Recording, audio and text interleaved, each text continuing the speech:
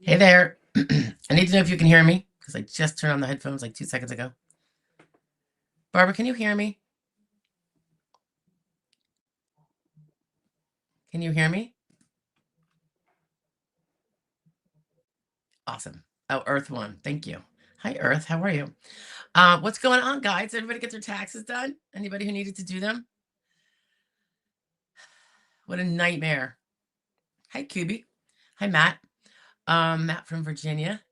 You're probably new here, right? I know. Did you guys get your taxes done? Taxes. Oh, Barbara got a denial. Sorry, Barbara. Yeah, it was, I guess, I don't know. Taxes. We have local taxes that are like crazy. Do you guys have to pay local taxes like to your city for the privilege of working from your city? I think you pay that in the city you work. We have to pay that one, and I say it's where I always say it's in Stroudsburg, even though I'm in the Harrisburg area right now, because you can only pick one, so that's your main place. But hi, Doran Lee. You're in class. Nice to see you, Doran. But anyway, so yeah, so they have like you pay a certain percentage on your income, and they base it off of your state, because the state, unlike the federal, doesn't let you not include the same amount of stuff. And then they also, I think it's kind of like a flat fee for what's it called? I don't know if it's called LST, but I think that's the privilege of breathing and stuff in your town. I don't know. It's just a big old, and I think it's very common around here in Pennsylvania. One company seems to handle it for so many of the municipalities. So anyway, I see Lauren is in the house. Let me just start along here, guys, and post any questions you have. So Barbara Gillespie was here bright and early. Hi, Barbara. Earth One confirmed you can hear me. Matt F from Virginia. Kubi Dreams can hear. Barbara received a denial letter for SSDI stating she got cut off. Barbara, I'm sorry you got a denial letter. I hope you're going to appeal it. Figure out what was lacking, and make sure you get that evidence. Let's see. Doran Lee says he or she is in class. Lauren Blackwell just got approved last Friday. Love it, love it, love it. Just wanted to stop in and thank you for all the videos. They gave me hope to hang in there. Oh, I'm so glad to hear that. And thank you for the kind words. That's really awesome. That part of your journey is over. Thank goodness, right? Now you can go on to the more fun stuff and hopefully getting better. Hi, Michelle. Good morning. Rat's Nest is in the house. Rat's Nest says, thank you for everything you do. March 5th, I had my LJ hearing and I was approved. Oh, very good. Very good. Did you just get the approval? Did we know you were approved, or is that something that was a little more recent?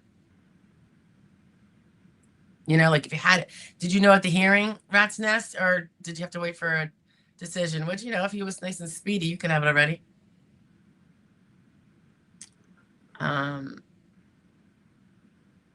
Barbara said, oh, low gamma, sorry. It will be 2 weeks tomorrow since I had my hearing with ALJ. Should I expect a letter in the mail soon? That's kind of on the early side. Even Rat's Nest got his kind of early low gamma. Well, he didn't say when he got it. So let's say he got it this week. It's been about a month. That's on the quicker side too. I've seen them. I had one recently that was really fast, like 9 days. That's not typical. I was very happy to hear that. So sometimes they take like 2, 3, 4. 4 is getting a little long, but there's nothing you can really do about it, guys, because what are you going to do? Bug the judge? Get him a spanking on his hiney for not being fast enough? Remember, he's not the one writing it either. But I say, You know, when they have it, they have your case in their hands, I say, you just got to be patient. Barbara says, received a denial for SSDI, stating the denial is because they have different rules. Well, that doesn't really say anything. Different from what? LTD or... I was approved for SSI, gotcha, and widow disability. They said I can appeal the SSDI, but should I appeal because of rule? I don't know because I don't know your case. I have a very similar case right now. We appealed the SSDI, won on the SSI, although it turns out probably financially he's not going to be eligible for the SSI, but also became a widow like a year ago and had contacted them at that time, but they never attached it. So we're trying to make sure it gets attached with a protective filing of back then, you know, when the spouse died, so that she can get those benefits. And they're going to far exceed SSI anyway, so no harm, no foul, really. But if she went under her own record, Barbara, it would be much higher than the spousal. So that's why we are appealing that. And given her age, I don't think it's likely that they would overturn her, because it is something you have to look at, because it is technically possible. Yeah, you can see I'm in a different place. See the storage back there?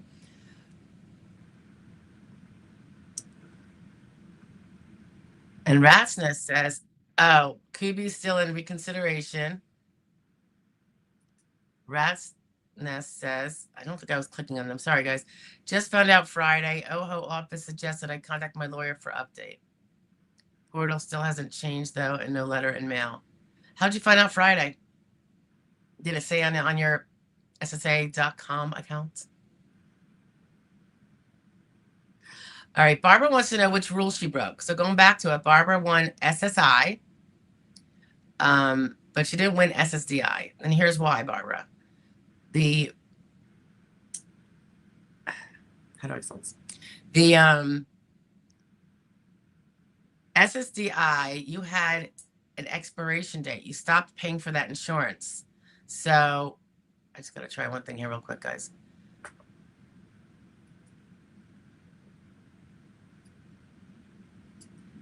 All right, so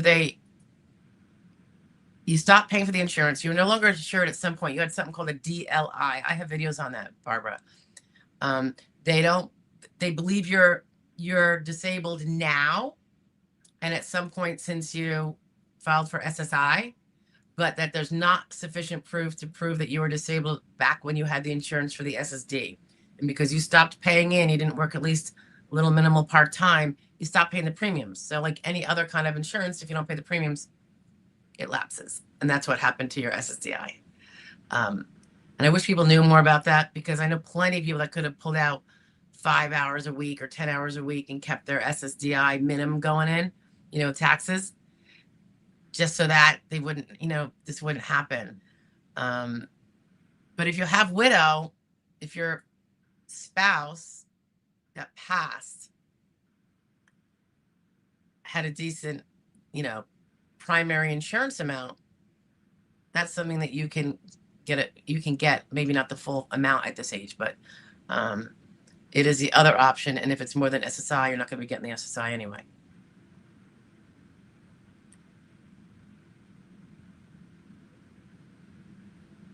Rat's Nest, your letter of your award will come in the mail for sure.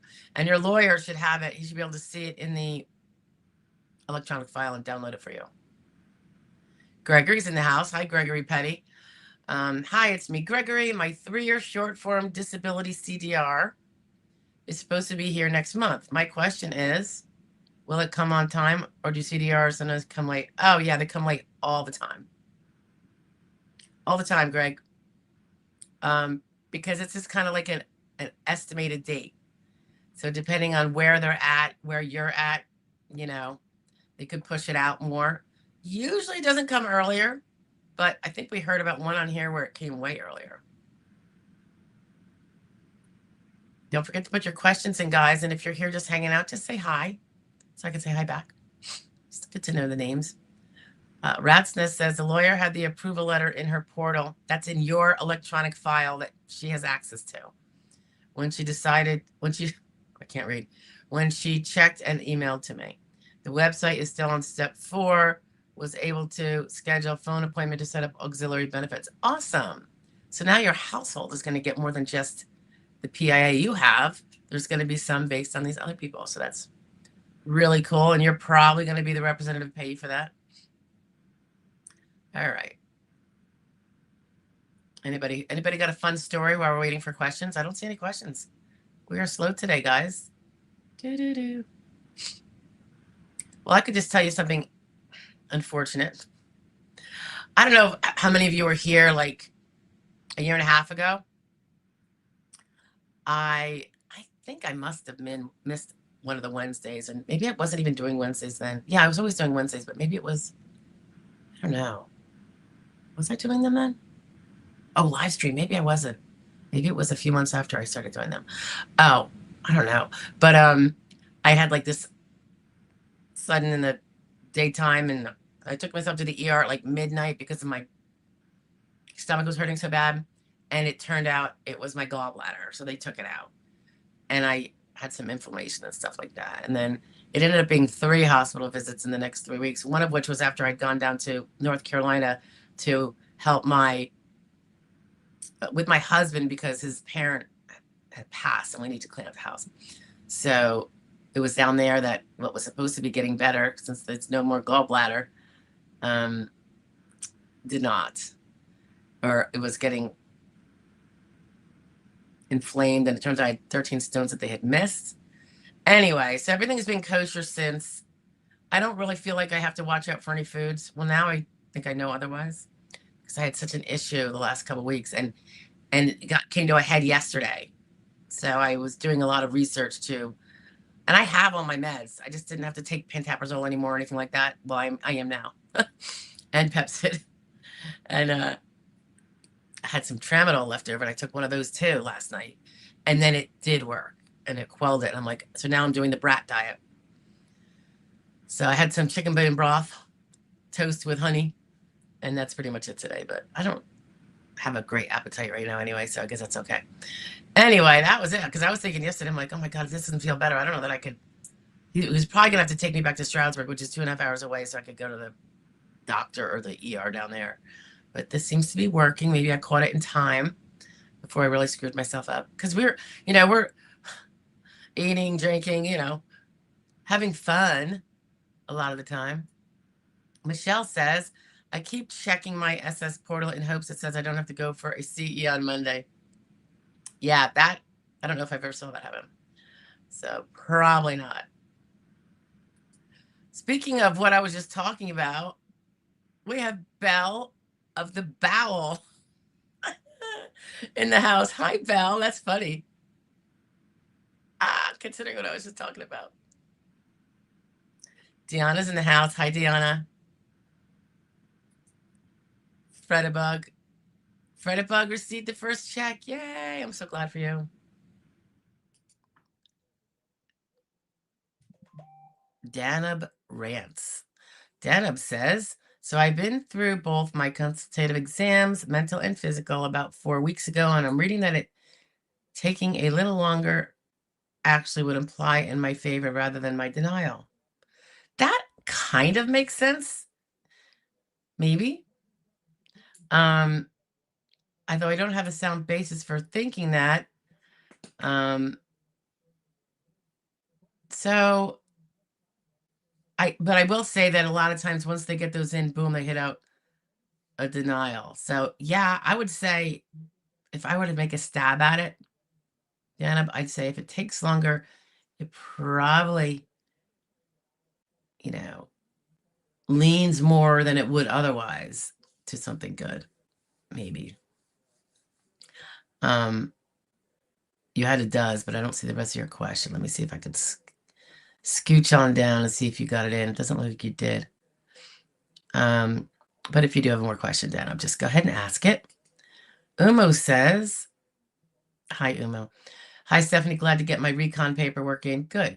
I can only laugh at my CE doc's report about no lint on my shoes. Oh, Yeah. I have to find a way. That's true. That's true. So I think what Umo might be averring to, guys, is if you ever read your CE reports and they talk about things like, I don't know, just maybe things being too perfect. Like, well, that shouldn't even be in their report. I've seen things like the cane looks like it's brand new and never used, implying that you're carrying it to just pretend you use one. So, you know, I don't think it's appropriate when they put that stuff in. They're not supposed to be little investigators forming an opinion. They're supposed to be medical doctors giving medical opinion on specific things like range of motion, strength testing, all that stuff. So, that's a little, and that's probably something that one could complain about and be like, you know, what's he going to do if I wear jeans? Is he going to make a comment? Francine's in the house. Hi, Francine. Good afternoon. What is Form SSA 1696 for? That is how you appoint somebody to be your official appointed representative before the SSA. It can be a lawyer or it could be a non-attorney representative. That is what that is for. And you both sign it and send it in. What we do is we have it, we pre-populate it for them with their address and all their good stuff so they don't have to write that in on that form, plus the other ones we give them at the same time. And we get it back signed by them, then we sign it. It's already got the check boxes filled for, yes, we're collecting a fee the normal way, blah, blah, blah. Fredabug says it was short by 400. Why? All right, so you got your first check. I don't know. Did you look at, I mean, maybe you're paying Medicare out of that? Is that possible? What else? I'm trying to think what else could be coming out of there. It's an SSD check, right? Freda? 400. I would look through your paperwork and see if they tell you what your first check is going to be, or if that's going to be every month. And if you're paying 400 for Medicare, that would tend to mean you had very high income. That's an IRMA adjustment. When we have very high income, we pay more for Medicare relative to, I say very high, but you know,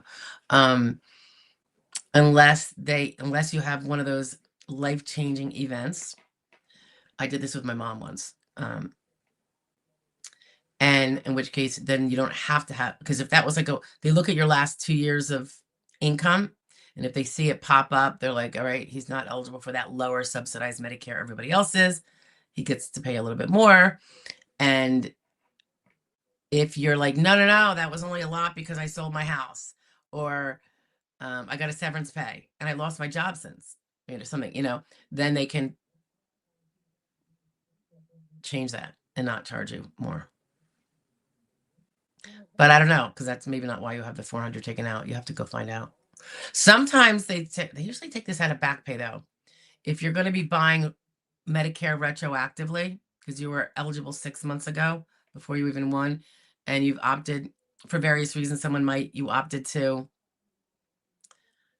pay the premiums for those 6 months instead of not, then that might come out. But usually that's kind of back pay. So, although if it's, yeah, I don't know. Kubi Dreams, you have a broken heart. What's going on? Can everybody see that?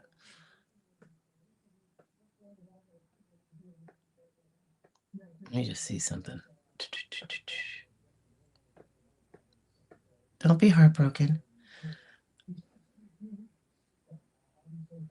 Barbara Gillespie says, thanks, Steph. I have a phone interview this Friday for the widow SSI benefits. I'll ask for a reconsideration before the accident happened, before my insurance lapsed. Well, and then just make sure you have the evidence from that time period. Like, did you look to see, was there evidence? Were you treating? Were you disabled at that time? And if so, did they have the evidence in there? So it's hard to know until you get your hands on the file. So You could try to get your DDE, where they list a lot of stuff, and a copy of the entire file if you're going to appeal, because you want to know what was in that file. Because if something was missing that you can get your hands on, pertinent to that previous period, right, Barbara? You know, you could tighten that up. Do remember, though, when you appeal a medical finding such as that, the new reviewer, it'll be a new person looking at it. It might be ALJ if you're on recon, or it'll be another adjudicator. They can, in theory, flip the whole thing if it was one of those, you know. So hopefully you've looked at the risks and know your case enough to know that that wouldn't be such a risk because of something concrete.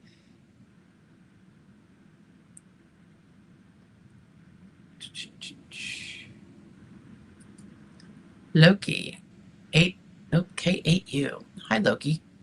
That looks like Seinfeld in there. Is that Seinfeld? Received SSDI a year ago. I'm 61 with a 5 to 7 year diary. Currently not working. Should I worry about a CDR? No, I don't think you should worry about a CDR as long as you're doing everything the right way. If you work, you're probably going to get reviewed because you're showing that you can work, which you weren't showing before. So that doesn't mean, though, I mean, you're going to lose it, at all. I never see people lose it for that reason if they stay within the rules. So if they're going to lose it, it's because their medical evidence, they either stop going and treating, or their medical evidence show that they, tell their doctor, oh yeah, that treatment worked great. I am back at it, Oh, Kubi, are you sad because I was in pain? I know. I've really not been paying attention. We've been doing happy hours sometimes, and I hate to say it, but I'm just going to have to be a total boring eater and teetotaler, which is fine. And it might get me exercising more. I don't know. And because I had like flashbacks of how bad it was a year and a half ago when everything, I turned when I was in North Carolina and had to get taken to the hospital because it hit me it went from a gnawing, aching thing to I'm on my knees. Bullets are sweating out of my head, all within 10 minutes. And then I tried to wait it out because I'd taken a Tramadol then that they'd given me from the surgery, and it still wasn't working. And my husband's like, let's just go to the ER. And there's an ER right down the street where my mother-in-law used to live before she passed. And they were I could barely walk.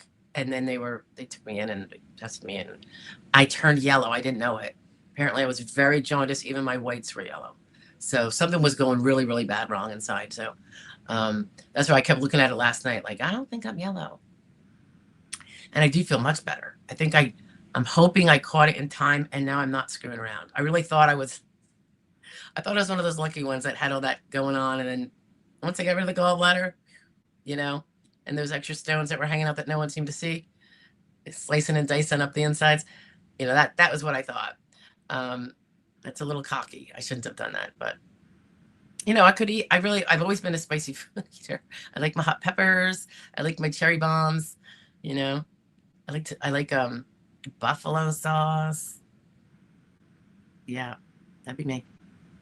So I guess I'm not gonna be, well, I'll see brat diet for a couple weeks, see what goes on, and maybe try to add some things in slowly. But yeah, Kubi, I'm feeling much better. I thought I was getting a little tweaky this afternoon, but I think that was lower, if you know what I'm saying. So I feel much better now. So I think it passed. And of course, I'm on Bell of the Bowel again. As soon as I'm talking about something about that, Bell, what's going on? Bell of the Bowel. That's so cute. Thank you. Disabled since 18, 30 years later. So you are 48. Recently lost parents. I'm so sorry to hear that. Yeah, I lost my dad a long time ago now. Got a message that because of death benefits, I can no longer receive Medicaid. I'm on TPN. Oh, you're on DAC. I'm on TPN tube. TPN tube feeds 18 hours a day. TPN. What does that stand for? Bell. TPN. I'm thinking of, are you on a feeding tube? Or is that something other? It feeds something else. You are a trooper. So all right, hold on. Got a message from who that says because death benefits, I can no longer receive Medicaid? Because here's the thing. If by death benefits, this is important, guys, for DAC people. If you were getting SSI and therefore Medicaid, and then the parent passed away, and now when you say death benefits, that would be DAC, disabled adult child. Please confirm that. That's what I'm thinking it is. And if the only reason you have too much money for Medicaid is because your income from SSI went up because of the DAC, and no other reason, you didn't inherit $1 million or anything like that, no, there's a protection against that. That's specifically in the law. I know we've gone over this before, but it's probably been a while. So I bet you there is a video under the DAC playlist. It's an express law. I mean, this is not like just like when they feel like it. So definitely, I want to know where you got the message from. And what did it say? Did it say, because you have increased income we are seeing, we think you may no longer be able to receive Medicaid? In which case, then you've got to call Medicaid and say, no, this is DAC. So find out. Because you will get Medicare, but it's nice to have, well, I would take Medicare over Medicaid, but it does come with a premium. Unless you're low enough income where you have Medicaid, and then Medicaid will pay the premium, deductible, and copays that would come with Medicare. Medicare gives you so many more options of who to treat with, what you want to do, than Medicaid. So I prefer it. Barbara says,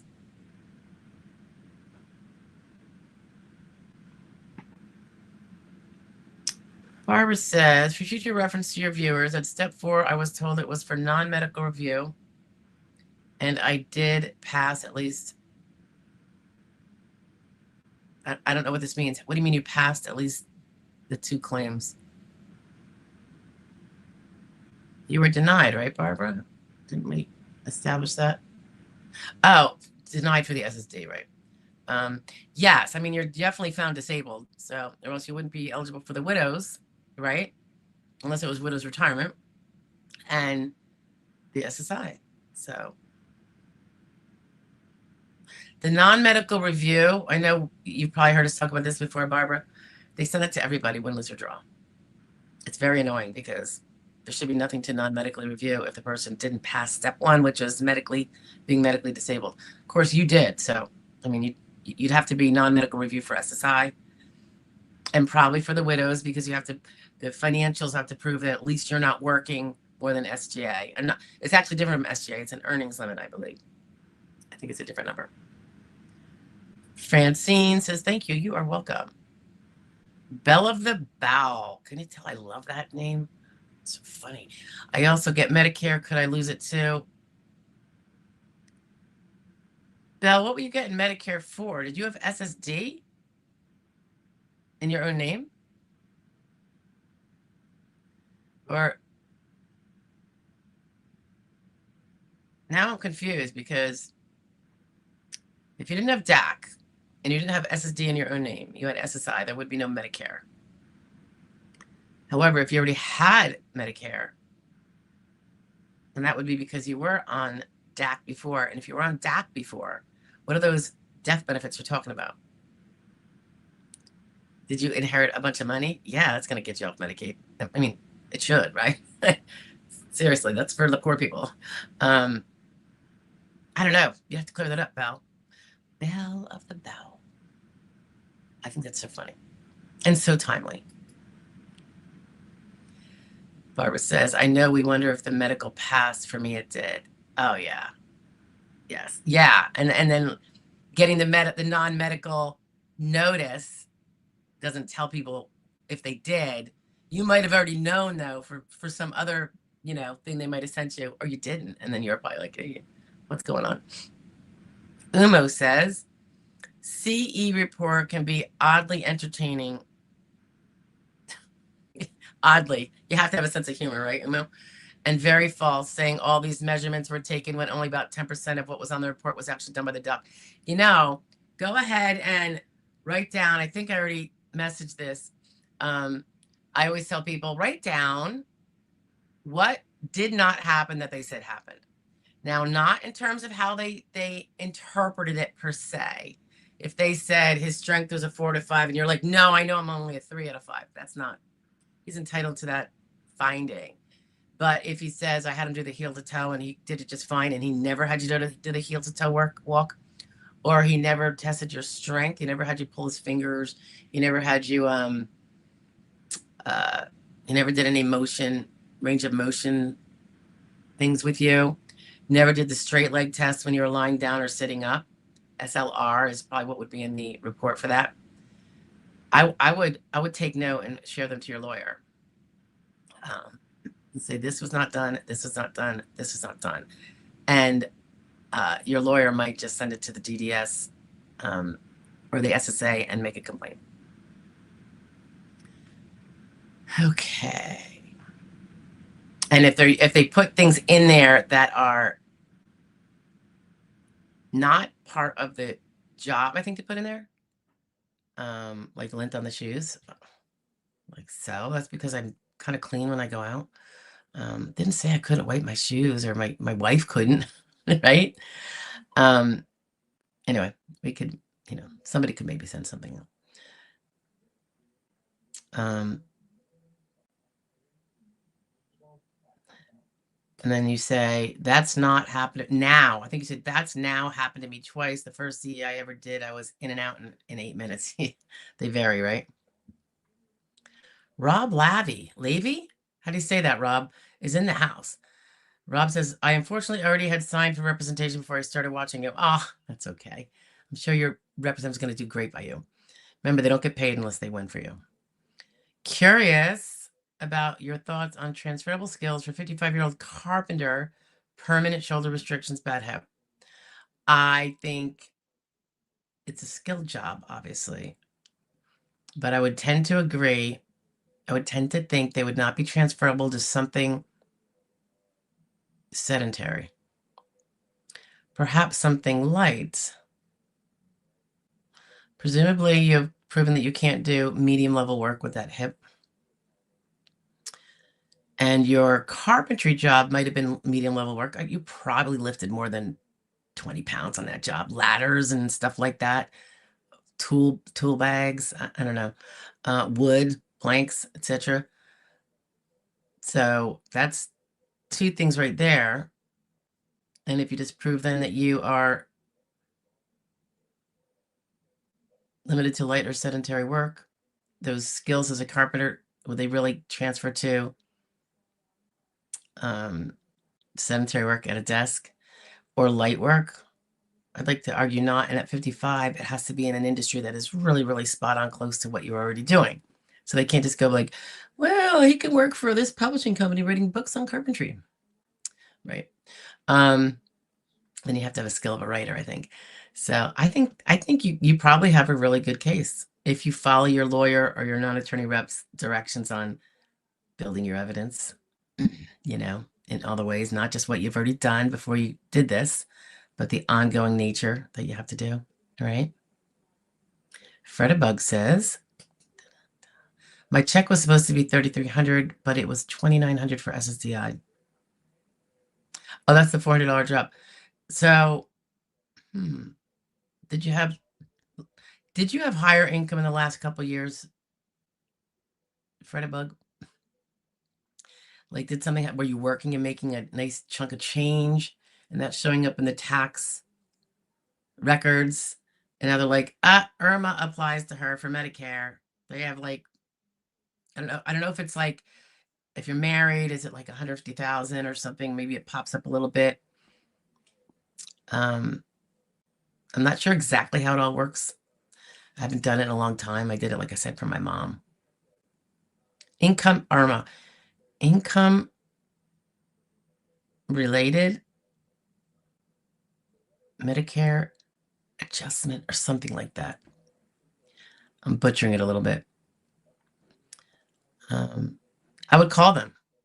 And it really should be in your award letter, I would think. But it could be a Medicare premium. And if you don't have that same income because you're no longer working that nice big chunky job, you need to tell them. Tanya's in the house. Tanya says, my Social Security account, it says that my application was selected for a federal quality review on April 14th. What does that mean?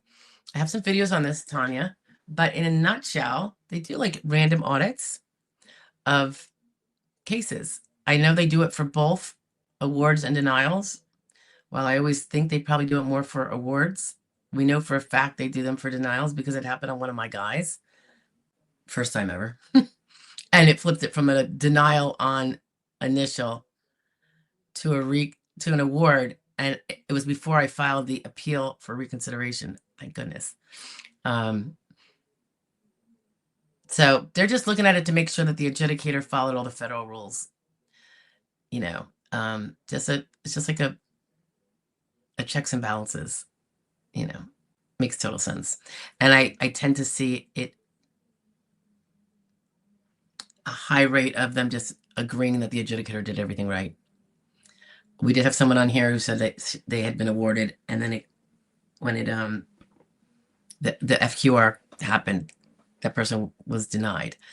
I'm not sure why they were told they were awarded while it was going to FQR. That's troublesome to me. Like, why do that to somebody? Why tell them they won when it's not clinched yet? You know, wait till it doesn't get grabbed by FQR, right? Nobody needs that.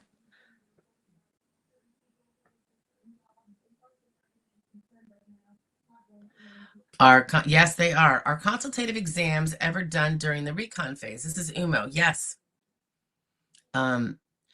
Not usually, though, if they did it on initial. Sometimes it's when they skipped it on initial, they might do it on recon. In fact, they almost always would, I guess. But I wouldn't really expect it. Of course, you want to be aggressively going for more diagnostics and stuff of all the different areas that you might not be focusing on, if any, that are in that musculoskeletal area. Because for some reason, and we obviously all disagree when they do this, but for some reason they thought your ability to lift, carry, walk was greater than what you said. So, you know, we wholly disagree with that, of course. Everyone does, or else they wouldn't file. But so you really want to get show more like proactiveness. And I'm not speaking even general. I'm not speaking specifically to you. I don't have your file in front of me or anything, but generally it's always because it was just not rising to the standard. They want to see a little bit more. Doesn't mean it might not rise to the standard for a judge, by the way. It could be the exact same stuff, but you don't know.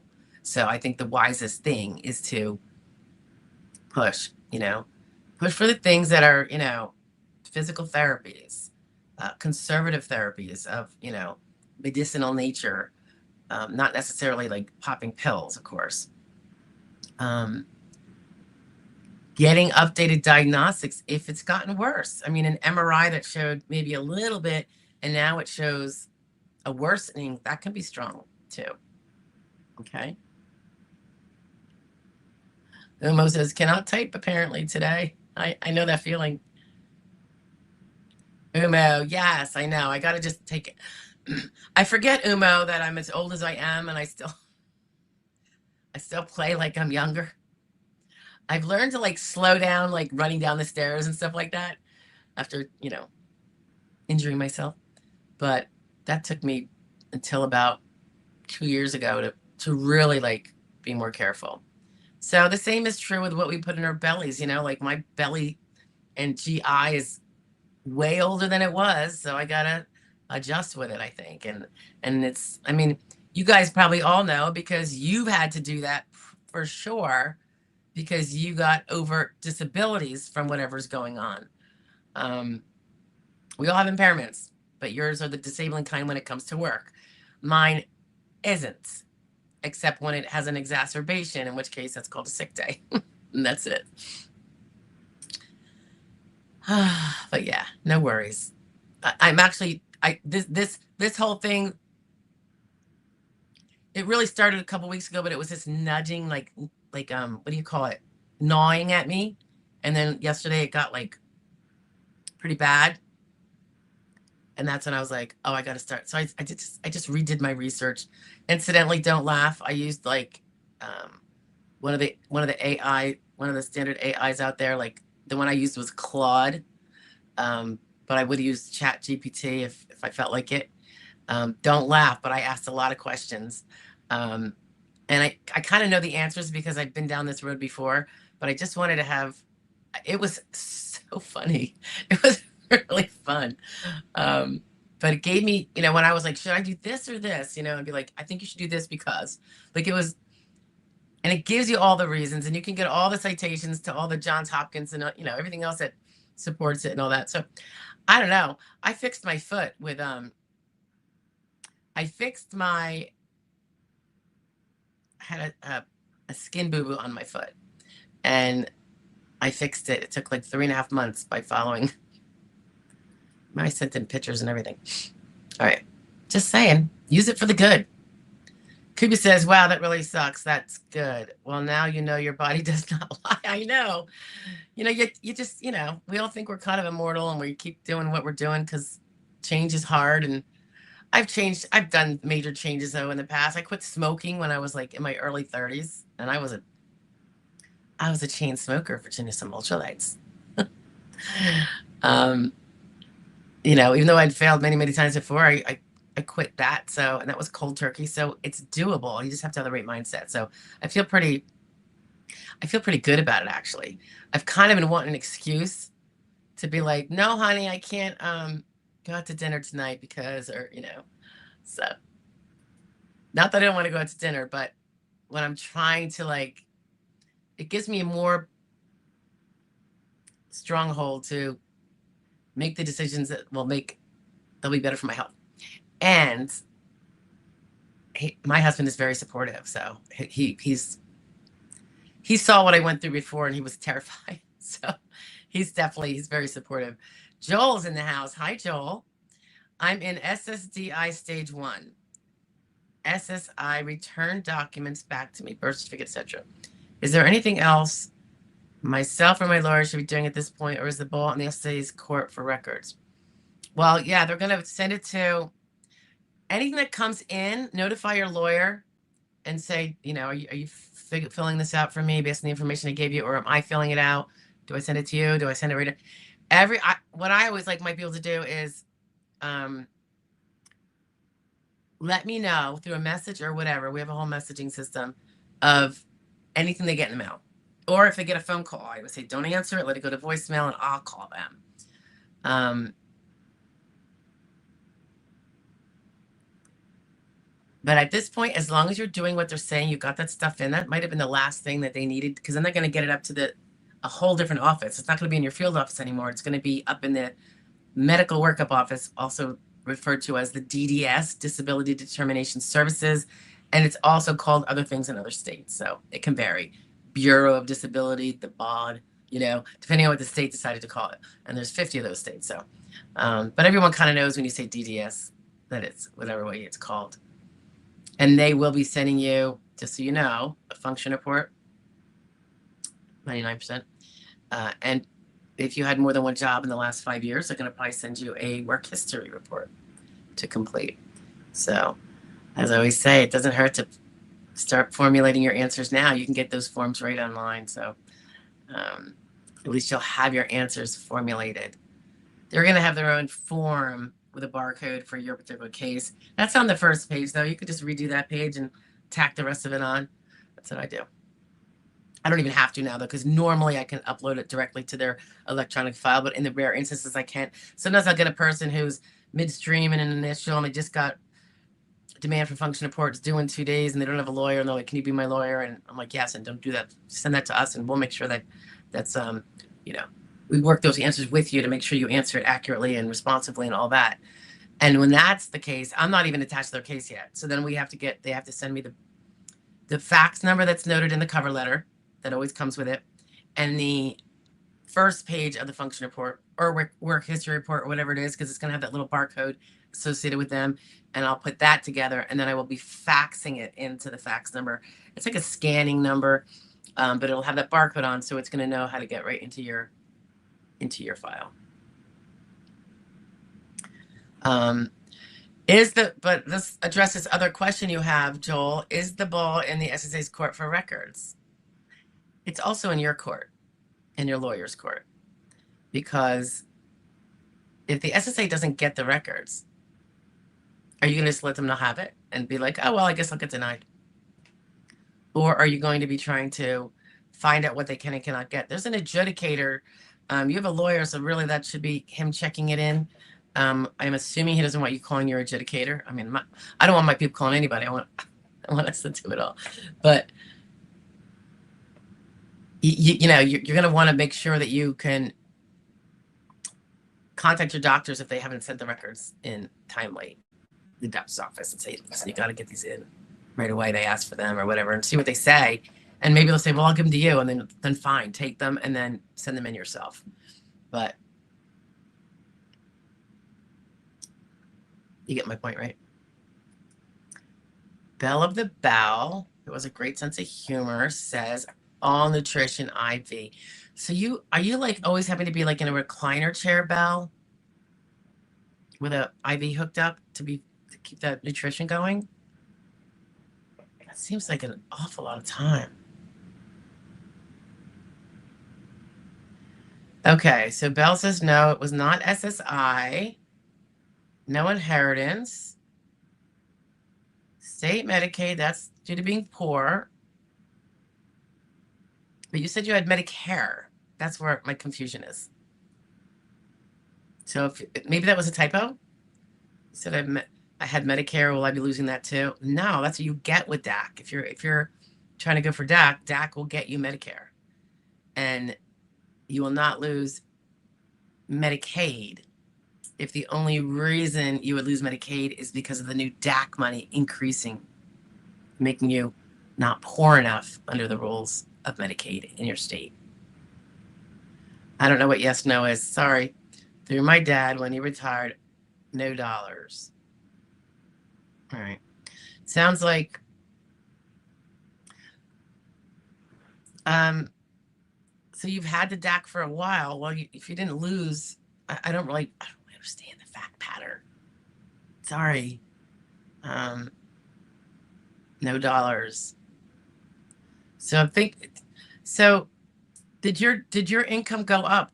I mean, you said you're getting DAC, you don't want to lose your Medicaid. If you had DAC a long time ago, you haven't lost your Medicaid. Are you saying suddenly now they're saying years later after you've won DAC that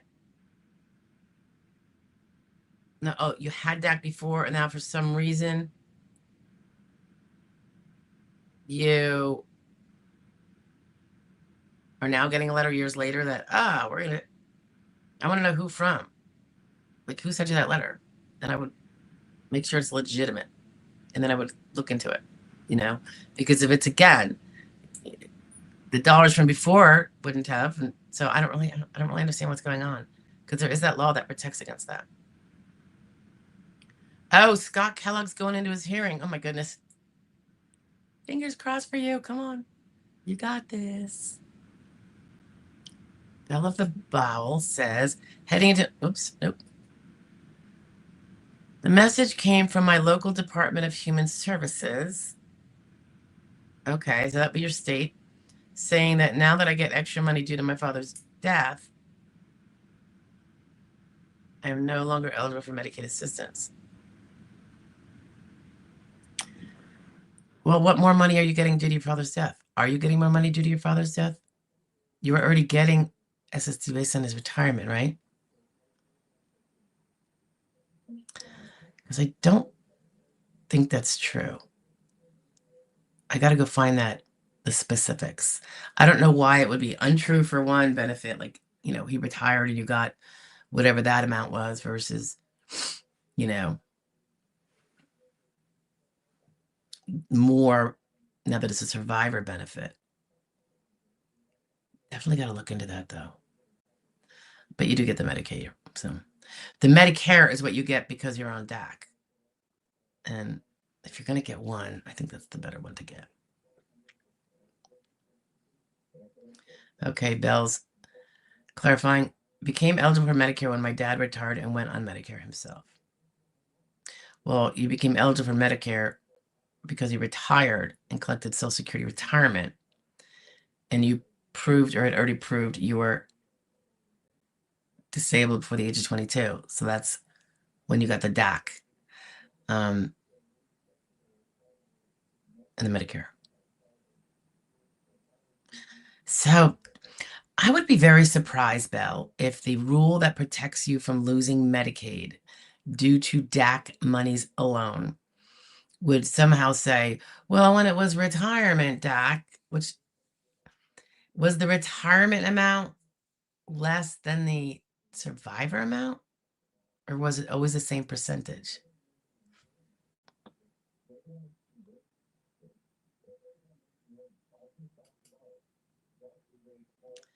Happy Love Your Legal Team Day. Thanks, Justin.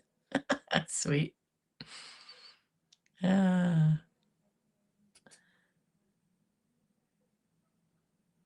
Rob, okay, Rob, you lift a drywall up to 50 pounds. Yeah, that's medium work. If you had to lift something over 50 pounds, that would be heavy work. So I think you're doing good, kid. I do. And I can say kid because you're only 55. Umo. They also put how it took my wife and I too long to take off my leg braces and how my walker looked brand new. Yes, in caps. I do not abuse my items given to me by my doctors. I understand. And yeah, particularly if you only just got the walker in the last year. I mean, yeah, I think it's appropriate to do a professional, not angry or, emotional letter. So get a list together of all the things that did not take place. And you can point out things like that too, but I'm sure your lawyer is going to catch them as well and put some together. By the way, guys, if you're ever doing that, I always say don't do it while your case is still pending before you've gotten the first decision or whatever decision you're in. Because it might just be an award, and now you might have just kicked that CE report right out. That if they don't have it, maybe they have to pull the case back and do it. I don't know. I'm just saying, see if you're going to win first. If you don't win, then that's when you could do it. And of course, you could do it anyway, just because you want to be forthright about, this CE shouldn't be working on other people. But wait till you're securely in your benefits, I think, before you do that. Like literally, like till you got all the benefits. Don't put any cog in the wheel of this big machine that we call SSA. You know what I mean?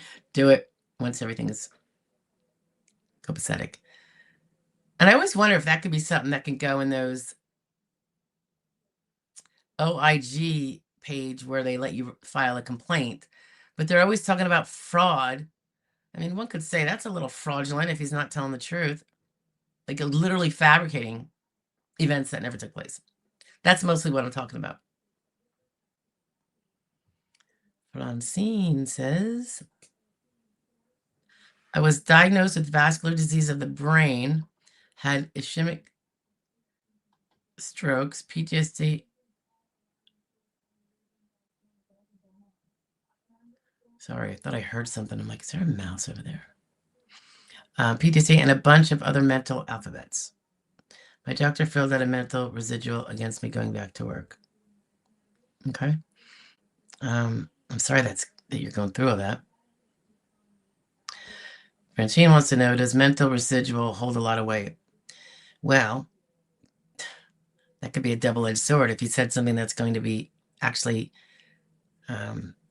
contrary to fitting yourself in the right square peg hole because of something he said that they do give him a lot of credit for, then it would be a bad thing.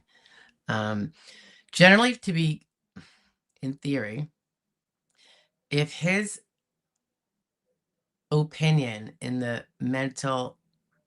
we call it medical source statement, he's obviously trying to give an opinion on, well, depends if he talks about residual capacities.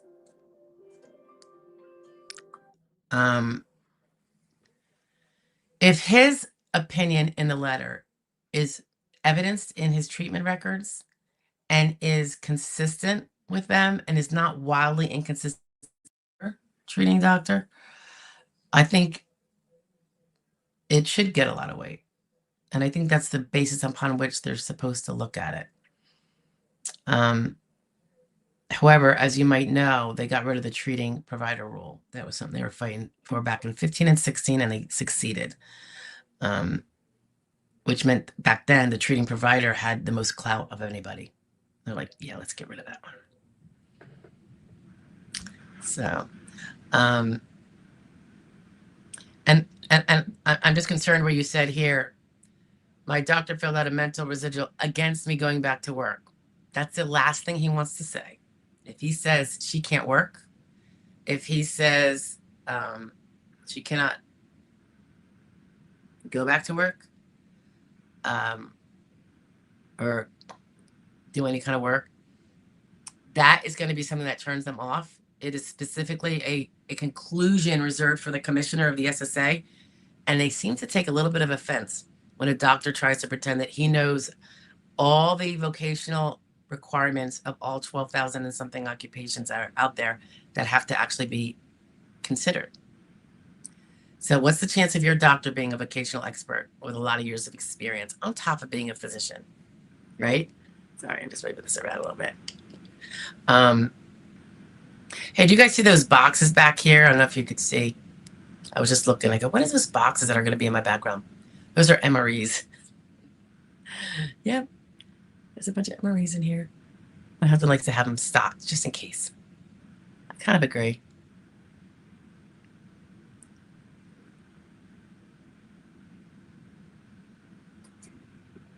Rob said, thank you. Flying blind, waiting to be denied. Aw, you might win, Rob. I think, yeah. Keep your chin up. I'm glad. The info you have given has been very helpful. I'm glad. If you have anything you want in a video, just ask. And you can always ask it in any, post it under any video you see. I will get to them. And then I will, if it's something that can be done in a video, I'll do it. If it's something I really can't, but I can just answer you quickly, I'll do that instead. Like, you know, in typing or something. A typed response. Justin Zane says, found the POMS online. Is it worth reading, researching, or so that I'll be left to our claims expert? Yeah, you're not going to get anything out of that. Plus, if you can read all that, then they're going to say you're not disabled. All that sitting you could do to read that, all that focusing and concentration. You know what I mean? Yeah, you could do a sedentary desk job. The POMS is how they operate. It's not like the same as a federal regulation or a law. But we, you know, I pointed out to them a lot of time when they're violating it on something. For what it's worth. Bell says, no inheritance, no job, no dollars. Sorry, slow typist. That's okay. I am going to seek out some local help and we'll check out my DAC status. You do great things here. Oh, thank you. You are very welcome, Bell. And I love your name. I love your screen name. Oh, you gotta have things that make you laugh, you know. Justin Zane said, my CE doctor determined I was fit for duty, although I showed up with a bum shoulder and was scheduled for surgery. There were other issues with that doctor. Do recons always be based heavy on CE? You mean if that happened on initial, does the reconsideration people consider that CE? Yeah, it's part of the medical evidence, but that's why you need to go and build stronger evidence to show that that's wrong. Right? Such as, I don't know, physical therapy, you know, occupational therapy, possibly the injections if, you know, technology has changed and there's different ingredients, rather than saying no to an injection. The same. Okay. John Herrera says, hi, I'm a veteran. Thank you for your service, John. I was recently awarded Section S, and it was backdated. Oh, Sec S. And it was backdated to 2013. 55 years. Is it worth me applying for disability? Well, what is Sec S? I don't know what you're talking about. Is that a veteran thing? If it's 100% P&T or some payable amount of P&T,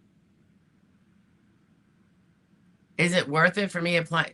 Well, what is your SS rate, your Social Security rate going to be? Would you want that every month in your pocket? You know, like, and also if you don't prove your SS disabled, all these zeros are going into your Social Security retirement calculation for your benefit amount. And so what you see in your estimate is no longer going to be the case, because that one presumed you're going to continue to make the money you're making forevermore till like 62, I think. So why wouldn't you not want to take the money on the table? Yeah, it's another claim and it's a pain in the rear, but at least, I mean, the one thing I can say about my vets, and I'm so relieved that they're not the ones that are hanging on by a financial thread. Not if they're spending wisely, of course. I mean, if they're living high in the hog, then they are. But you know, when most of them are bringing in $4,000 or $5,000 a month, or maybe high threes, I don't know. You know, somebody can live on that without starving for sure. You know, but why not get that extra $2,000 or whatever it's going to be, and then make yourself be, you know, living on $5,000 or $6,000. So why wouldn't you do that? I mean, if you think it's too much money and you want to just donate it, then donate it. You know what I'm saying? Jill says, great job on the quit smoking. I know, it was like it was the best thing I ever did. Most empowering thing I ever did was quitting smoking. That was in the year 2000. I did the same last year after 40 years. No booze either. Yeah, I think with my belly, I got to lay off the booze myself. That's going to be interesting. Let's see.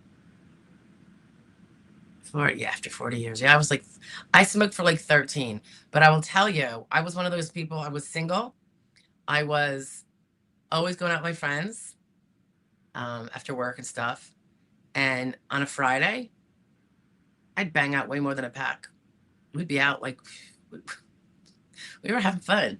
And a lot of my friends smoked, guys and girls, you know, not everybody, but, and then I know when I quit, I don't know if some of you guys smoke, I think I did try chewing on straws, because I was still going out with the friends to all the places where you would normally pick up a cigarette.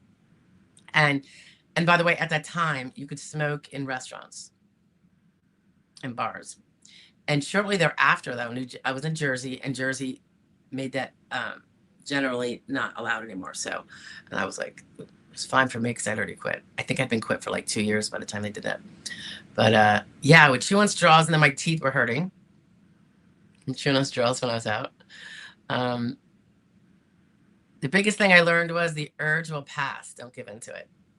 It'll pass. And then it'll just be the misery. And I remember telling myself too, Joel, Stephanie, you're done. You're done, you're done, you're done. The way it happened also was interesting. My father, who, you know, great guy, he had been a smoker and quit when I was young because he got an ulcer, which is probably why I have my GI issues going on. I did have an ulcer. And he had quit like I said, long ago when he had to medically. But he said, Stephanie, and I think I was living back home with him a second time after law school, and I was trying to save up money to go move in, get an apartment with my friend. And he says, Stephanie, something to the effect of, I bet you $1,000 you can't quit smoking come March 1st. So this is the year 2000. This is around January. And I'm like, well, Dad, how long would I have to be quit before I get the 1,000? And he goes, oh, you get it on March 1st. But if you fail, you owe me the 1,000 back, and you owe me 1,000 because now I won the bet. And I'm like, you know, like I really needed that money for a deposit. And so he was going away. I think he was going to Venezuela. He used to go down there a lot because it was affordable for him. And he when he came back, I was quit. And I also knew we were from the same town I grew up in, and we knew everybody. And he had like little spies all over town to see if I smoked, because I was still going out with my friends, remember? But I didn't. I never even took a drag. I mean, I was just like, no way, no way, no way. Because I had failed many times quitting before, many times. So this time and I said, Stephanie, you're gonna either be okay with it, or you're gonna be a weotch for the rest of your life if that's the way you're gonna choose to be, because you don't have nicotine or whatever. And then it probably took a couple years. I woke up a couple times in the morning having had a dream that I was out and cheating and smoking, like cheating on the bet and smoking. Like I faltered and I gave me the temptation and I smoked, and then I'd lie in bed and be like, oh no, I didn't. Oh my God, I just failed, after 8 months. And then I would be like, wait a minute, I didn't go out last night. It's Tuesday or something. But your mind plays funny games on you, that's for sure. And then after a few years, it was like a nothing burger. So it's just a matter of time. You just got to buy time. Hi, Tanya. Since my application is being federally reviewed, should I continue to update SSA on new doctor visits and medication? No. Or should I wait until I get a denial notice? Yes. And you're not going to get a denial. Fingers crossed. But yeah, no, don't rock the boat. They're not going to look at anything more now. It's out of those hands. And the adjudicator doesn't have it anymore. That's the person you sent stuff to. Right? So Umo says only physical was on initial and no MHCE. Yeah, MH is very important for people under 50. Mental health, guys, something that shows that you will not be able to transfer those brainiac skills you had, because it could be very mild anxiety from being disabled, adjustment disorder, and you're distracted and you can't concentrate on those kind of things like you used to be able to. So if that's the case, anxiety, lesser concentration, I suggest you follow up for it, even if you kind of don't really want to. And it's not really bothering you that much because you don't even have a job now. So, you don't, and it wouldn't necessarily stop you from doing an unskilled job. But the point is to stop you from being able to prove you can't transfer those skills from that prior job to a new one. And that's for the over 50 crowd. The grids, as they say. Mephisto says, how many times, nice to see you, Mephisto. How many times do you think DDS pulls a claimant's medical record while they're working up that file? I don't know. I think it might vary. Do you have any idea how many different claimant files they have assigned to them at one time? No, I'm dying to know. I remember years ago speaking with a lady. She wasn't a DDS person. She worked at one of those big factories, like an advocate, so-and-so disability. And if I recall, she said something ludicrous like, we have 500 cases each. So I knew as the representative side, and I think she had left because she's like, we're not even doing justice or whatever. And I think when I met her, she was now working for herself and taking a reasonable caseload, obviously, because I know the theory is that for that, those kind of entities are working on a numbers game. They don't, if you take, 10,000 cases, I'm not gonna be able to do the math really fast. If you're gonna take 10,000 cases, not that you can work on all of them, but 50% might win organically, whether they had you or not, with or without the extra work, right? And if that gives them X millions of dollars, more than enough to pay their staff, underpay their staff, and keep that 3-car garage for the partners and stuff like that, then it's a numbers game. You just need to win 50%. And that's ludicrous. I mean, they should be winning very close to 100%, and that's with taking some risky ones, you just do the work. You can tell ones that, one of our intake, things is to determine if this person follows the advice. Is there a path to him or her winning?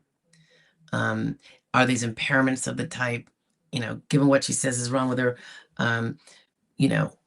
if Is there a path to winning that the person could reasonably accomplish by following evidence development directions from the attorney, which is basically medical treatment, ideas for growing that evidence, which is all the medical evidence. So once you do that, then the the question is the person now following it? If they're not, then you've kind of taken yourself off of that higher trajectory, and it is what it is. And as long as they're not being completely unhelpful, then you stick with it, and you just have to accept the loss if they don't pull it up, but let them know that they're risking their own case. But that person said they had 500 cases each, and that wasn't DDS. That was a private firm looking for profit. So DDS, I don't know, but I'm really curious. That is curious. I know that they don't overload them beyond a certain amount, because that's why people are waiting in the bullpen to be assigned an adjudicator. So I guess they have a stopgap at a certain number, and when they award or deny, then another one comes in the pike. That's what I'm suspecting anyway, because we know they have a bullpen. You're on deck for waiting for your adjudicator, which is very frustrating. That started, I don't know, several years ago. I don't feel like it was like that ever, like 20 years ago.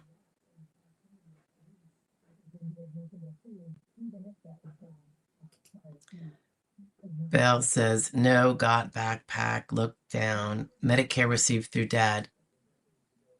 Because of DAC. That's what I'm talking about. It's not through dad. It's because as a DAC recipient, you get Medicare. You follow? So when he retired, you got DAC. And you got the Medicare.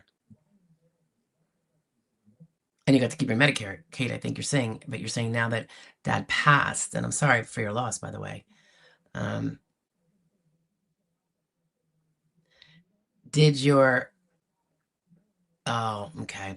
Was it like, refresh me, Belle, was it like when he's living and taking his own, you get 50% as the benefit as a DAC dependent?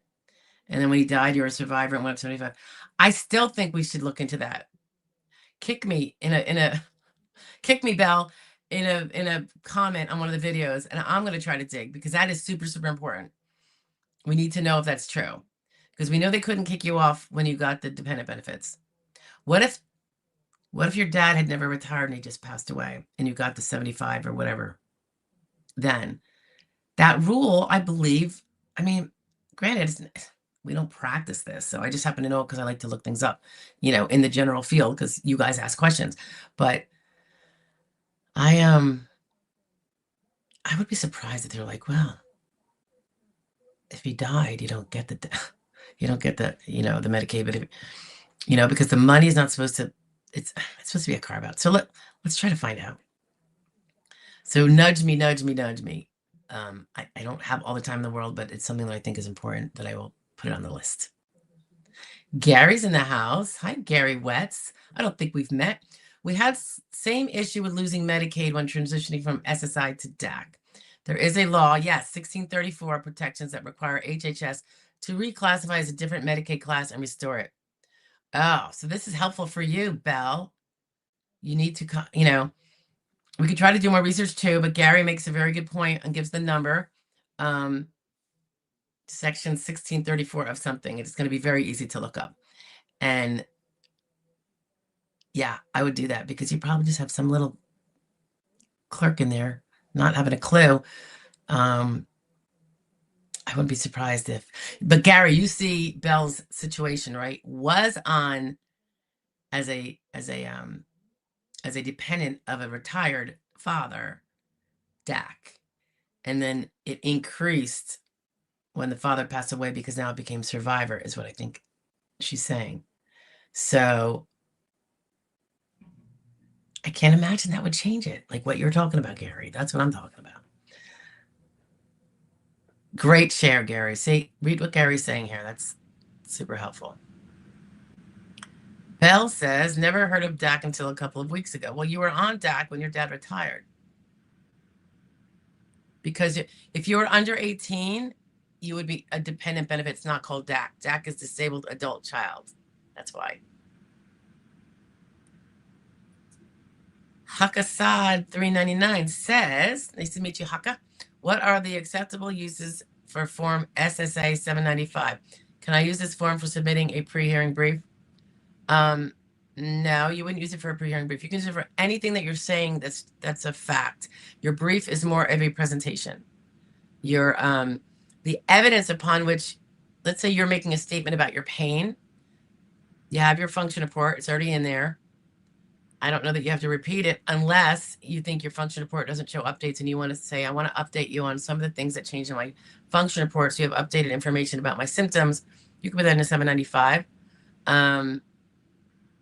You know, then the judge will have it before your hearing, although you could also testify it at the hearing. Just make sure you testify consistently. So know what you said. Let's see. Pre-hearing brief goes in on its own thing. It's not evidence. It's presentation, argument, persuasion. The evidence you are going to rely on or point to in the pre-hearing brief is stuff that's already in the medical file. And if it's not the OHO, right? Because the ALJ, don't even waste your time doing a pre-hearing for adjudicators. I know I heard a couple non-attorney reps saying, oh, yeah, and I think we win because of that. I don't think so. You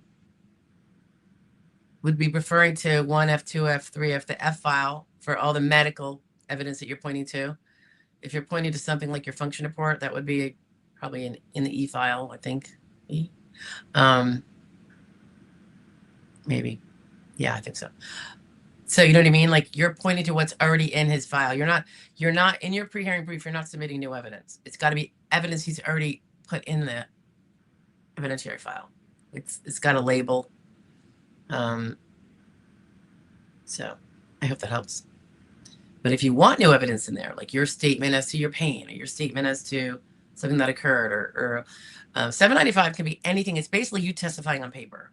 So it's got to be something that you personally know. It can't be how you feel. Like, I feel I should win because of, well, that's an argument. That's persuasion. That's not evidence. 795 is now evidence because it's a statement under oath, basically, by you as to things that are in your personal knowledge, not things you heard or Bell of the Bell has a question mark. DAC, are you questioning DAC? Disabled adult child. It's a child disability benefit, and it's only for those that were disabled, are adults, and were disabled since before 22. And they can prove it when they're 40, or they can prove it, and by the way, it means that there's got to be like a continuous disability. It can't be where they were covered and then sought it again. So if they worked SGA, they're not going to be able to get it, that kind of thing. Gary says, Medicaid stays in place even if DAC benefits increase. Yeah, that was my understanding. The adult child can receive higher Social Security income without losing services. Right. That's what that whole 1634 is. That's what he's talking about, Bal. So I think, Gary, you're saying you think the person that notified her from HHS or wherever just screwed up and that I'm calling you a she because it says Bell of the Bell. So if you're a guy, let me know. But I perceive Bell to be a girl's name. Yeah. So I think you're saying it's probably a mistake on their part, right? There is no separate rule that says, oh, but once that didn't make sense to me either. Gary goes on to say, parents can safely retire without jeopardizing the child's Medicare. Retire and then safely pass away and go to heaven, please. If the parent dies, the child's survivor benefit increases. But thank you. Are you reading that off of chat or something? That's awesome. Good. Good. Stephen Thompson's in the house. Hi, Stephen. So question for you. I'm currently at DDS phase. I called and they said they found I'm at a chiropractor through the VA. Okay. So now they are waiting on medical evidence from the chiro. Is that normal? Well, is it normal that you forgot to tell them that you made that error? Yeah, I guess people forget. your responsibility to keep, if you want your adjudicator to find out about medical stuff, you have to tell him about it. You either send it to him, you know, or you tell him and say, can you order this? And he might, you know, and then say to him also, if you for some reason have trouble, please let me know, you know. But, you know, they should send out a request for it, and they might even be able to do a HITMER because it's VA. Not always. Some of these offices are weird, but.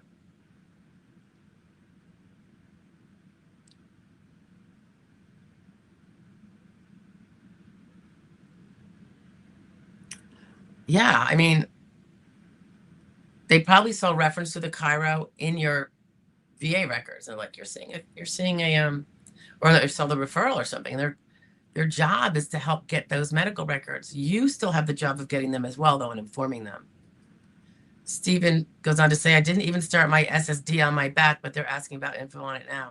Well, that was your mistake. I mean, your back is the one that's going to help you meet a musculoskeletal restriction that helps reduce your RFC, your exertional RFC. Back, knees, I would say musculoskeletal. For the walking part and lifting, feet, ankles, knees, legs, hips, back. For the lifting, it can be all those, back included, but also the arms and the shoulders. So, I mean, they peg people at too high of an RFC. Some people here are fully aware that they're pegged at a, say, light when they cannot do light work. They cannot be picking up to 20 pounds occasionally throughout the day. It's got to be something less than, 2.5 gallons of milk at a time. And that's because they try to peg them for a higher RFC. That's how they can deny you. If you're under 50, a little bit less critical, but you want to get every impairment in there, Stephen. How are you going to carve out the jobs that your back won't let you do? Because otherwise, maybe you could be lifting 100 pounds a day and you could be doing heavy work. If your problems are mental, they're like, oh, we have some heavy work. That job is very solo. You don't have to be around customers or coworkers. You just have to be strong. Well, you have no evidence of SSD problems. I mean, back problems. Then maybe there'd be no evidence that you couldn't do that. So your RFC is heavy, Hakasad says, what is an acceptable doctor visit schedule, i.e. is a 6-month interval good enough? Are you fighting for disability benefits? I don't think that's good enough. At least not if you're at the acute early stages, getting diagnoses, getting, it is sometimes where that's what it becomes once it's just like a chronic condition. So that's kind of understandable. And you're still fighting your claim. But there better be something else in between. PCP, stagger. If it's physical, like an orthopedist, then what about PT? What about a course this year and a course next year, PT? If you have problems with your feet, are you going to a podiatrist? I mean, everything's got to be kind of kept up. So eventually all those doctors, it's not going to be once every 6 months and you have this big gap of time where there's no evidence that you're struggling. You could have like PCP every 6 months, and then in the interval, within the 3 months in between that, you go to your ortho. So now you got to visit every 3 months. Maybe you have a podiatrist, and that's also every 6 months. We'll stick that in there so now you got something 2 weeks later, That's what I would do. And you complain to your PCP about everything you complain to the specialist about, because you're supposed to know your whole body, right? And some of the specialists should be hearing the same thing too, even though you're telling it to somebody else, right? That's kind of what I think. Gary says,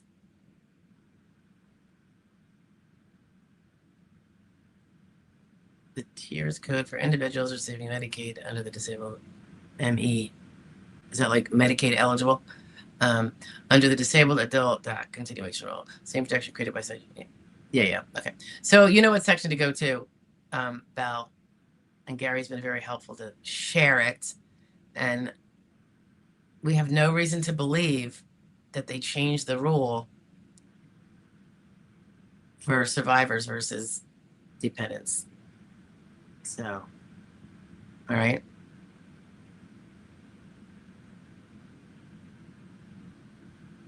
Bell says, thank you. I think I need to be making some calls. Yeah, I'm a bit complicated. At least that's what all of my doctors say. You do have a complicated medical situation.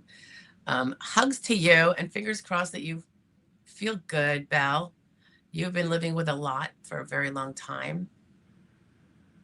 I'm glad your dad took care of you.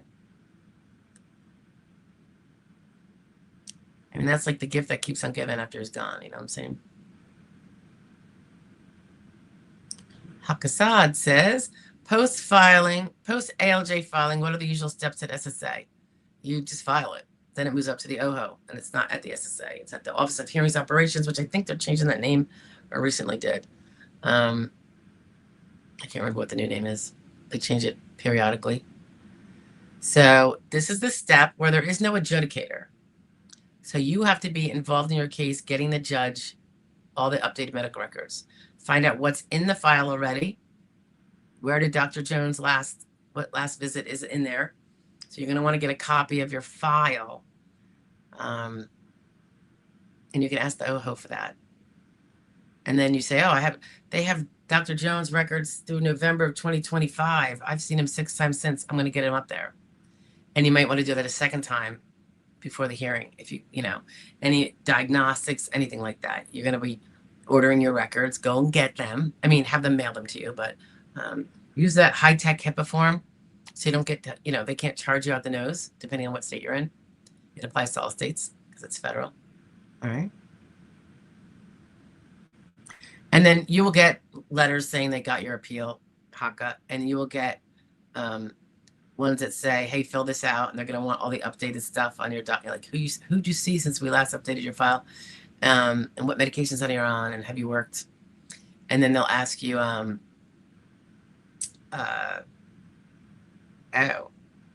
do you agree or disagree to, I'm going to bring this up, guys, a hearing of a certain technology when you have your hearing. There are 2 forms, guys, the HA55 and the HA56. If you want your hearing to be MS Teams from the comfort and privacy of your own home, you need to sign both of those and check that you. So on the one, you're Xing off that you don't want agency video equipment and you don't want phone. That's on one. So you're checking those and you're signing it. The other one is you're agreeing to the MS Teams. So it's like my clients get confused with this all the time. Just the other week, we put a new red sign on top of both of the forms because we send them to the clients. We don't wait for the ALJ. It says you must sign both because we're doing it MS Teams. That's how we're doing it. Unless you want to fly me across the country and put me up in a really nice hotel for a few days. That's how these get done. And because I would generally prefer the visual of MS Teams versus phone, I don't opt for the phone for my people. There have been times where technology has gone awry a day and someone has to be on a phone. That happens. But I would never, choose it from the start. And then they'll eventually get you a hearing date. And you're on your way to the races. Keep getting them the evidence, though. Keep treating, and getting diagnostics updated and get your case stronger because you just got denied twice. You want to change that trajectory. You want to give that judge something else to look at besides what 2 other people that are experienced in Social Security found to be not disabling. Make sense?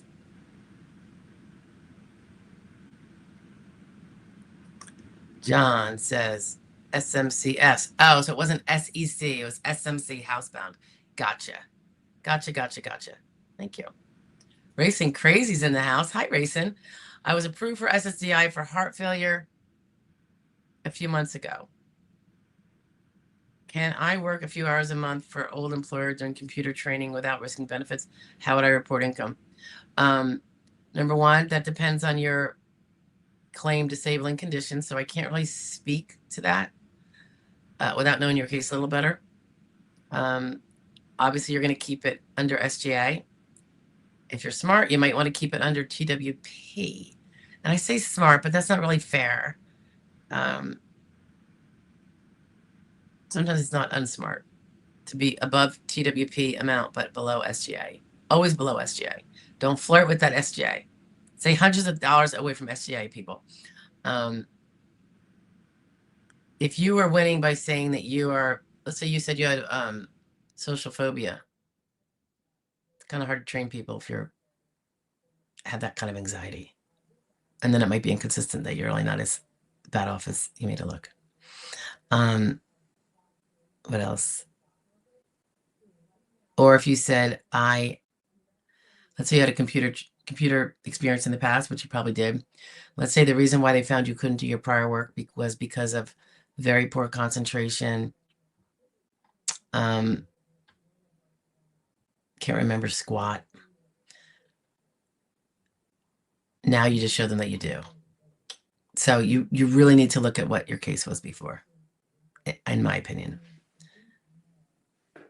Your attorney might be able to help you with that. I know when I have clients, I already know all their back work stuff, so I can discuss it with them and give an opinion. And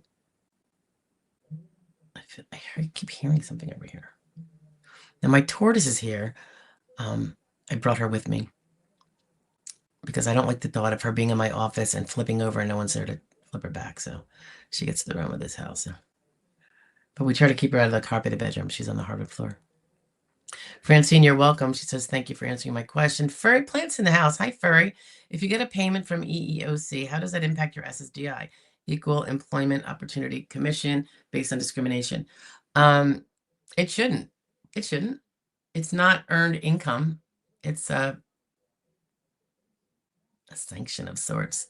It could be compensating you for lost work, of course, but that's not the same as you working for it now, so it shouldn't. It should be fun. I've never heard of it not being, so I haven't looked it up, but there's no reason for me to think it would impact it at all. Justin Zane says, I think it's, UWA. I thought you were talking to Umo. I got the spelling wrong. Unsuccessful work attempt, I think is what you're talking about. Also called a failed work attempt. Justin says, I keep getting recruiters contact me about high salary jobs. I'm in too much pain, but it makes one think about stocking away some cash for 5.5 months. Is that more damaging to case during application or after a favorable decision? Either way, they're going to take a long, hard look at you. I mean, you will be in your trial work period. I would definitely wait till your case is done for something that massive. Because you're talking about working over SGA, you said high income. If you were doing a job that was going to be low under SGA, I mean, I still get banged for trial work period. They do that retrospectively, by the way. But that doesn't mean you lose. I would be careful. Because now you're also showing that you can do that high skilled work. So some things are transferable, some skills are transferable. And that's something that your case might very well be one that you need to prove that that's not true. You need to prove the opposite. So usually when we're talking about working, it's not something as skilled as what we used to do, nor as physical, far less physical.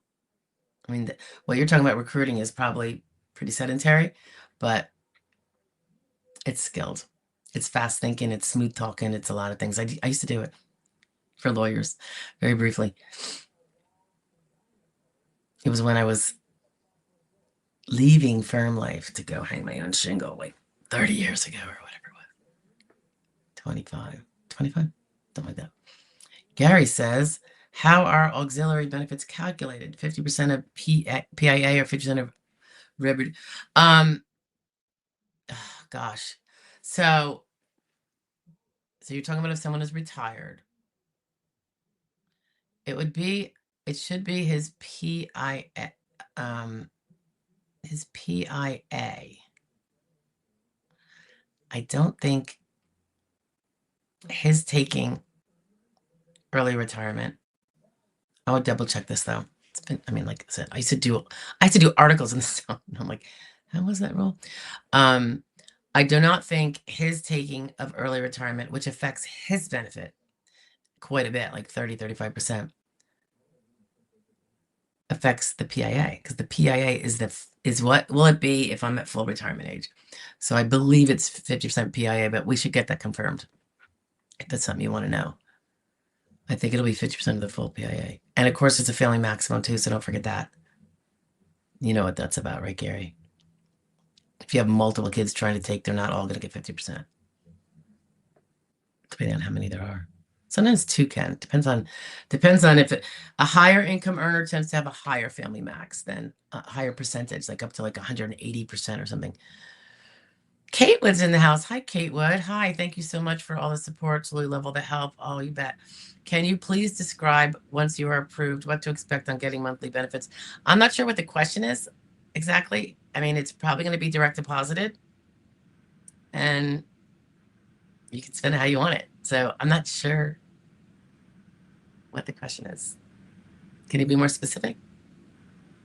By the way, guys, we're just over the hour-and-a-half mark. John Phillips says, my sister, oops, sorry, I didn't click on you, John. Forgive me. Have we met, John?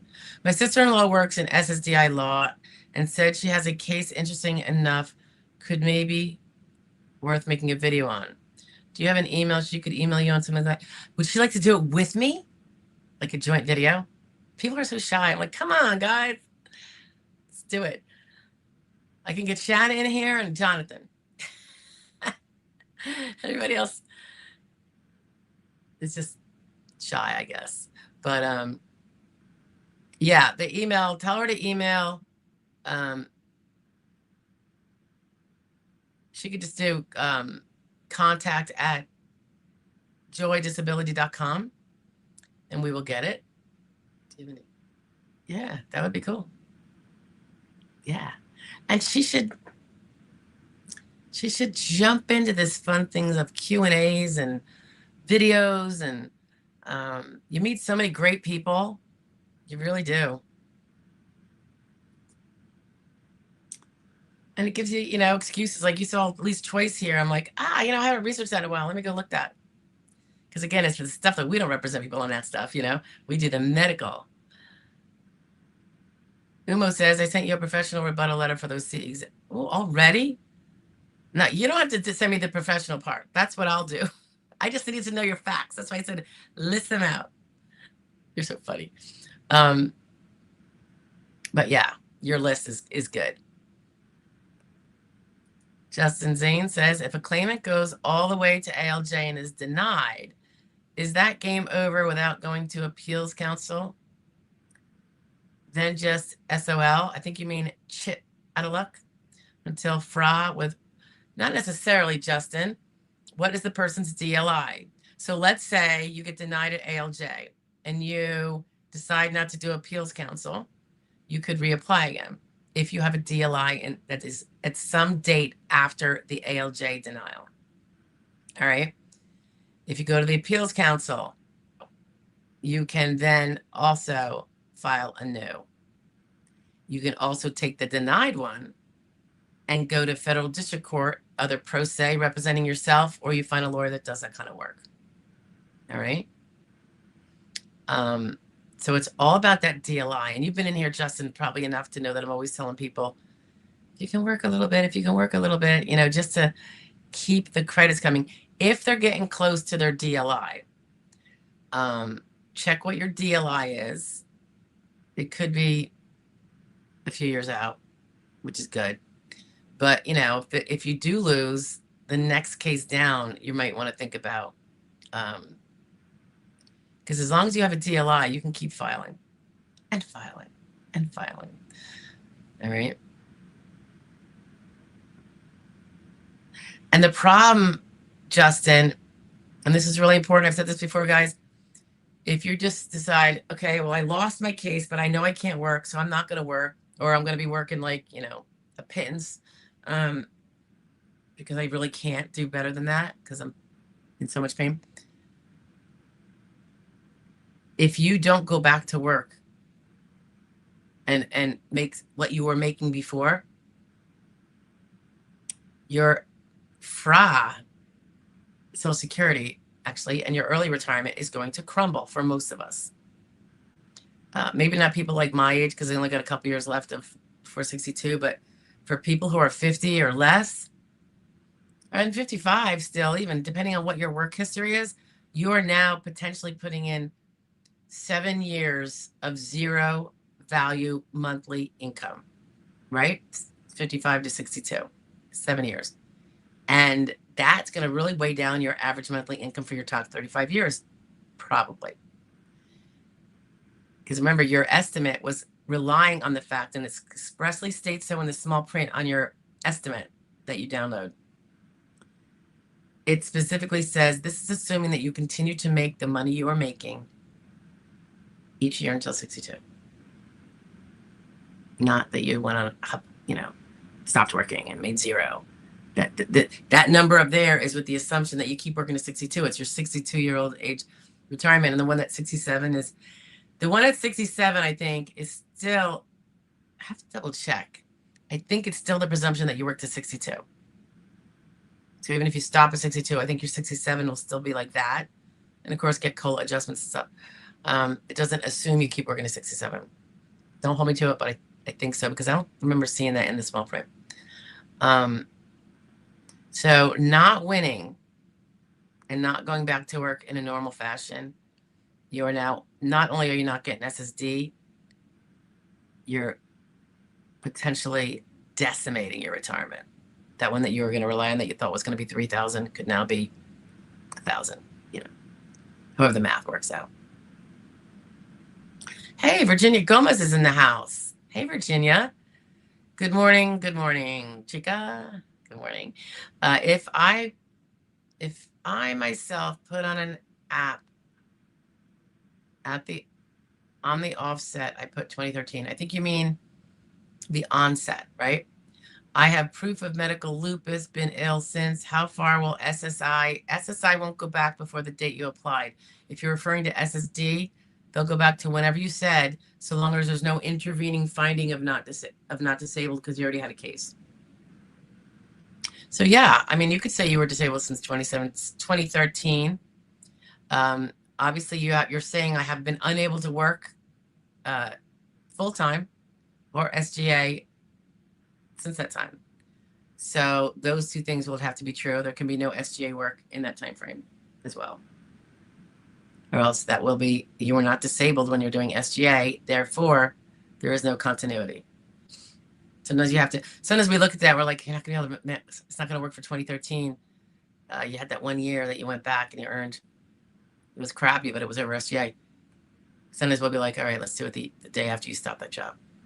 Because sometimes, and that's just the way it is. Sometimes people really, they do push themselves a lot of times, and if they hadn't pushed quite so hard, particularly if they know the rules that apply to their age group, they would have been found disabled because the rules get easier as we get older. It's the harder challenge is when people are under 50. They have to do it's a whole different game. And they're probably most of the people that get denied of those numbers we see. And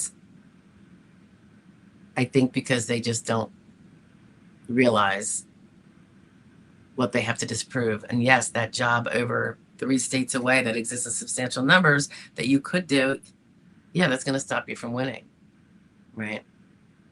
So it's about not being able to work at all, not being able to do most jobs, but could do some. It's about survival. Would you be able to do a job, basically? DVN is in the house. Hi, DVN. I don't think we've met. I did the mental evaluation, but feel like the appointed doctor working from home had family in my personal business and not actually focus on me and what I was saying and rush the appointment. Okay. I don't know what that means, had family in my personal business. So his report's probably pretty crappy. Did you see what he said?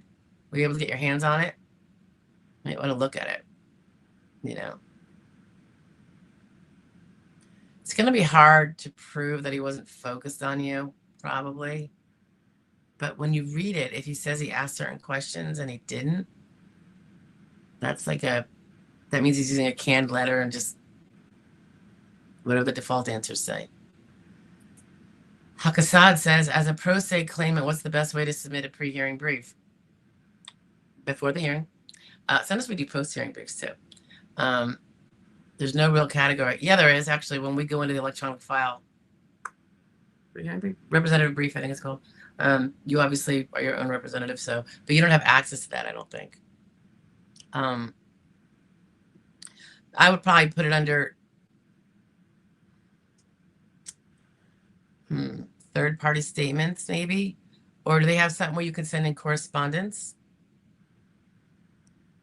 I mean, you don't. I don't know where are you sending it to. What do you guys see if you want to send it to your online Social Security account? Can you do that? Otherwise, you're just set. You're going to send it by fax with whatever barcode you have to the judge. That can be a little sketchy if there's no barcode. Hey, Mike Page is in the house. Fashionably late, Mr. Mike. Boldly Dream is in the house. My first disability review, so CDR, was in March. Okay. I turned everything in on time. Is there a time limit as to when I will know if disability will be continuing or receive the... You know, I don't know of one, just like there isn't for everybody else's case. And it's frustrating because sometimes people don't hear back at all. It'll be a year. They're like, I haven't heard nothing. Or 2 years. I've heard of that happening. I don't know if that's standard. I really think what they should say is, we have discontinued the CDR and your benefits will continue. They don't have to give you any, you know, they should send that. And I wonder if they will start to do that. I don't know, with this stuff they're doing through the SS account thing you have. Stephen Thompson says, yeah, my wife chewed my A blank blank. I say arse, like I'm Irish or something. Is that okay then? Arse. I guess I always think if I say a word in a different dialect, or I don't know, that I can get away with it. Not over adding my back. Over not get your better half is telling you. I can barely do much of anything as it is. I'm already on TDIU with the VA and cannot be around people anyway. She said women are generally right. Well, of course we are. Wise woman you got there. You go, girl. Christina, hi. How are you, my dear? Christina from California. TEAP. Does expedite SSDI take same time as applying for SSDI? If so, then how will I have to wait for an approval? Expedite. Do you mean an expedited reinstatement, like you were already disabled? The only reason that you lost your disability was because you were earning too much, not because you medically improved? And so you file an expedited reinstatement to say, hey, I don't want to do a regular application. I want to do it this way. And you can do that for up to 5 years after. Again, it's from being, you never medically improved. They didn't find you medically improved. They found that you were earning too much. And that's why you're ceased. I find that it doesn't really, it's expedited. I'm not really sure how and why, to be honest with you. It doesn't seem to go that fast. Maybe they have a presumption that you're still medically disabled, but they have to make sure that their presumption is not incorrect. Maybe it's something like that, which makes it almost sound like a CDR.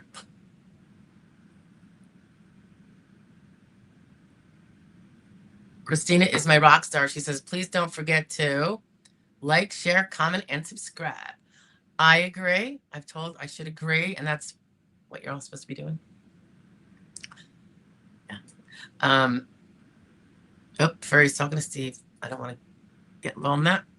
Justin Zane says, if you're successful in your case award and then move out of the country, are your CDRs pointed more towards no longer disabled? I don't think so. That would be very inappropriate. So I don't think that's true.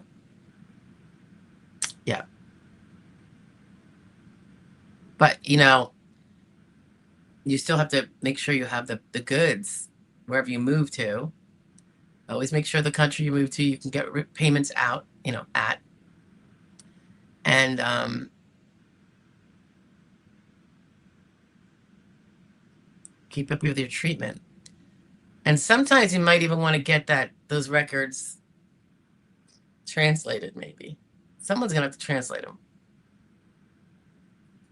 And that's probably pretty easy now with, I know everybody hates the word AI, but probably with AI, there's programs that will translate them. And we have translator stuff all over the place. I'm sure they have it for medical. Haka says, how seriously do ALJs take the question, what is written on previous DDEs? Okay. I know they don't have to. They can go de novo. They always go de novo, actually. But in your experience, do they follow what's on a DDE, especially if it's positive? They definitely go de novo. However, I do get the sense that they look at the RFC that was given on that DDE that denied you. And that's why it's important to know what that is and then build up the evidence to knock down your RFC, the physical lifting and walking business, assuming you have those problems, because they seem to overestimate our capacity when it comes to exertional RFC. That's why we're always, if we get a denial, that's why we're appealing. We're like, clients are very upset, but we're like, yeah, well, that adjudicator got it wrong. We know it's wrong. Let's, get the doctor, build more evidence to fill up those gaps and make that more indisputable. That doesn't work if you have a remote DLI, guys. So, because you can't go back in time to when you had the insurance and stuff more evidence in there.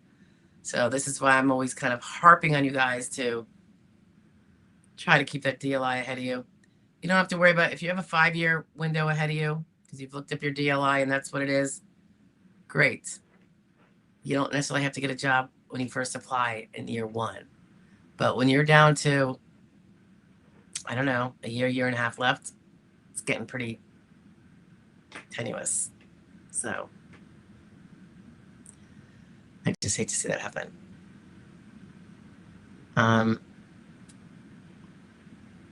Remember, Haka, also, the DDE has the RFC. That's a medical opinion by their doctor, not the CE doctor, the internal one. The DDE otherwise tends to only point to evidence. So it's the evidence the DDE people find important. You're going to be giving so much more evidence that those DDE people never saw, right? Because you're going to continue to build it for the judge. So just saying, you can even, so I used to do this. I don't know that I do it now because I have things laid out a little differently, but I would say exhibits 1F through 10F, judge, were what the DDE, the DDS had when they did the DDE. As you can see, judge, we now have 14 more exhibits. We're now up to 24. And, assuming the DLIs in the future, all this new evidence is going to be in the relevant time. So for what that's worth. Kate Wood says, is it a long wait before you receive payments? Not normally. Like if you've prevailed, SSI can take a little longer because you have to do a perk, but SSD is usually pretty fast. But if you have SSI and SSD, they do the SSI first, so that holds up the SSD. It's like kind of a pain.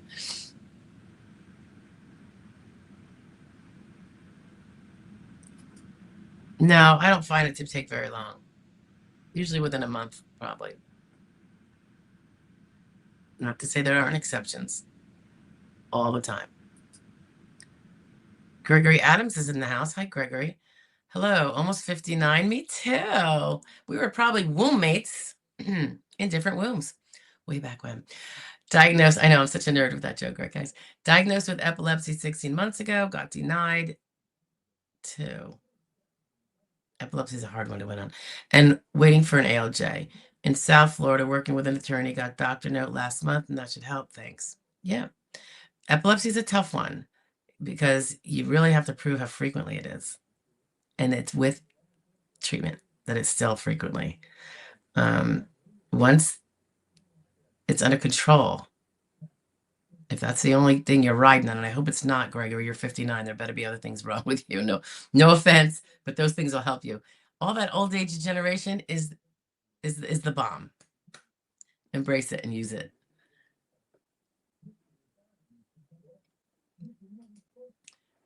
Christina says, always share the live stream. Just so you know, guys, the live streams come out later, broken up into segments with a few questions at a time, so nobody has to sit through, a 2-hour, or usually it's an hour and a half by the time we get the scrolling booted out. So they're like segmented, and so now we're kind of talking about which questions are in which ones, so people can kind of maybe, see in the description, sometimes a little bit in the title, but probably more in the little description, and even the part that you can see, trying to have like the 3 major areas of the 3 questions that were in this 15-minute segment or whatever. Just thinking it might be a little more usable for people that don't want to just sit and listen to a replay of a live stream. And then the replay does eventually come out with everything cut out of it, so it's a little faster too. And it's the whole thing, and then we have certain breakout ones.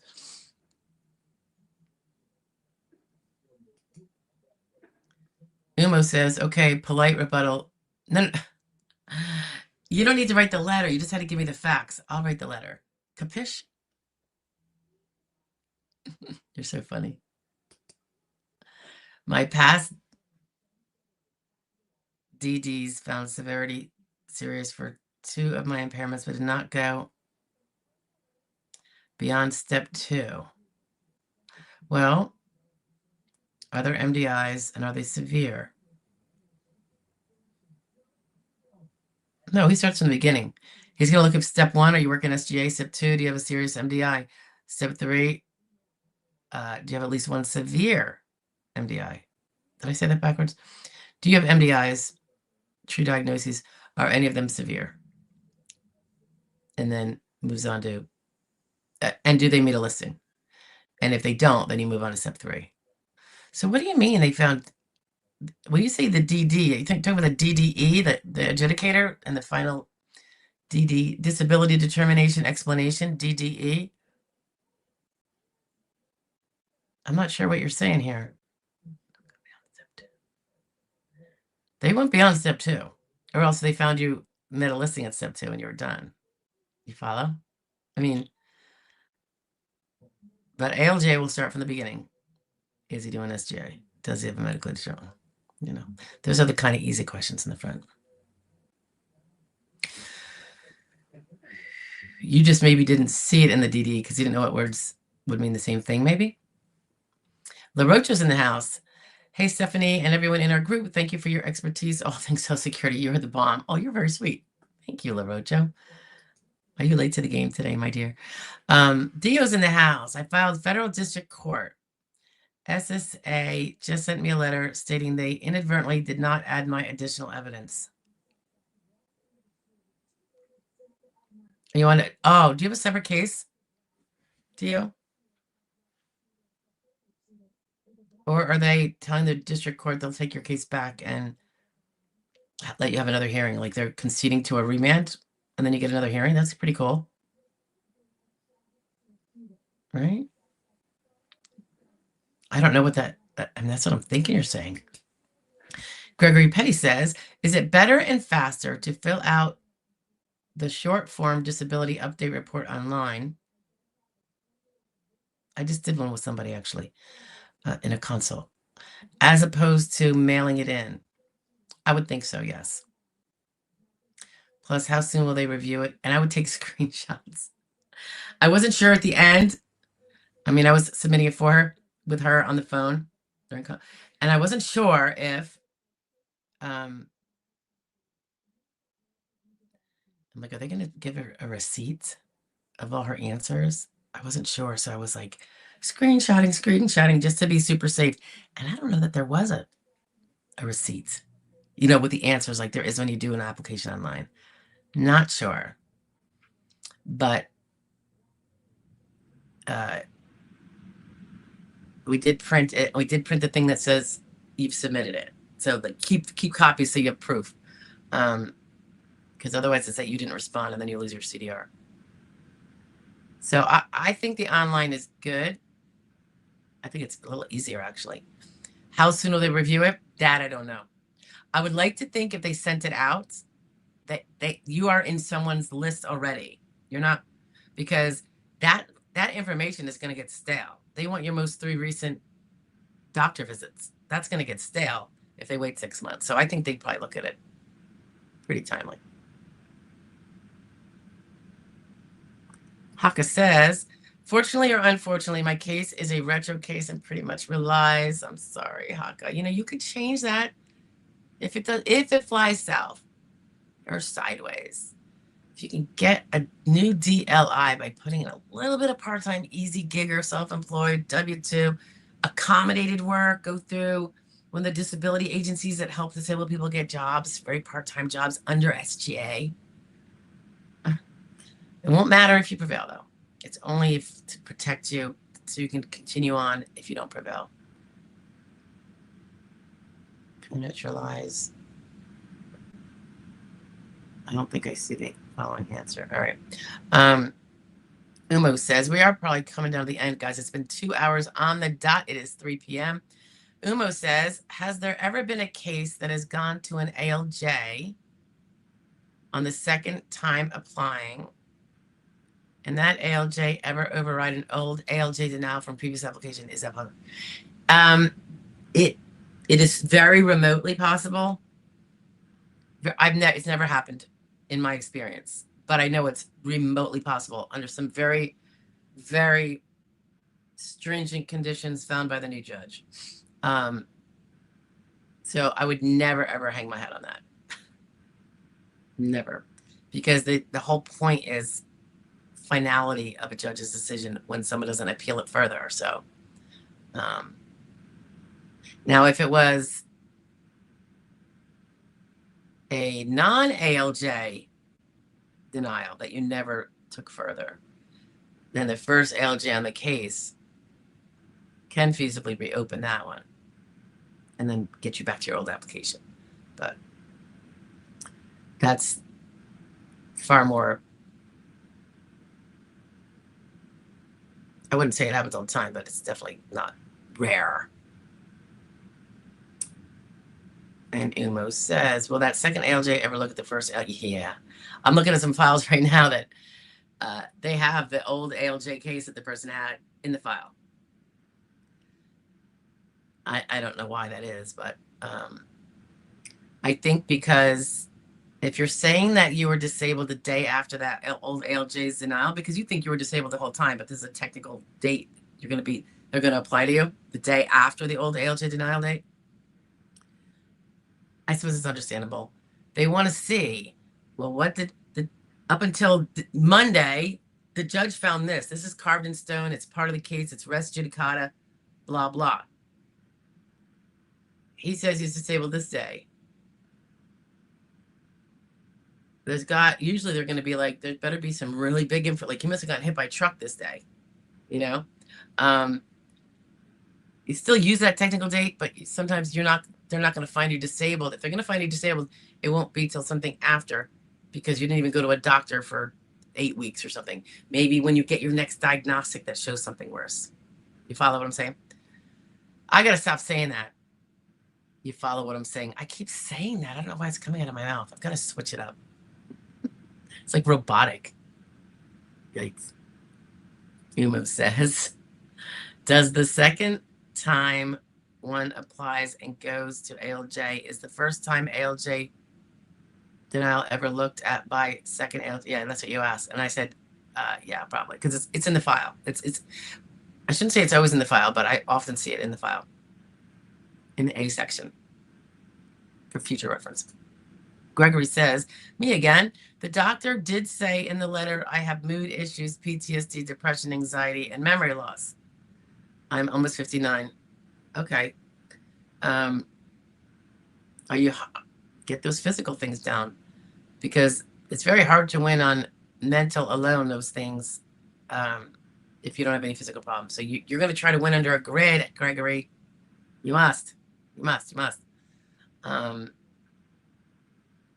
It'll help. Those will probably help if you had skills you're from a skilled job in your past relevant 5 years, those might help to eliminate the transferability.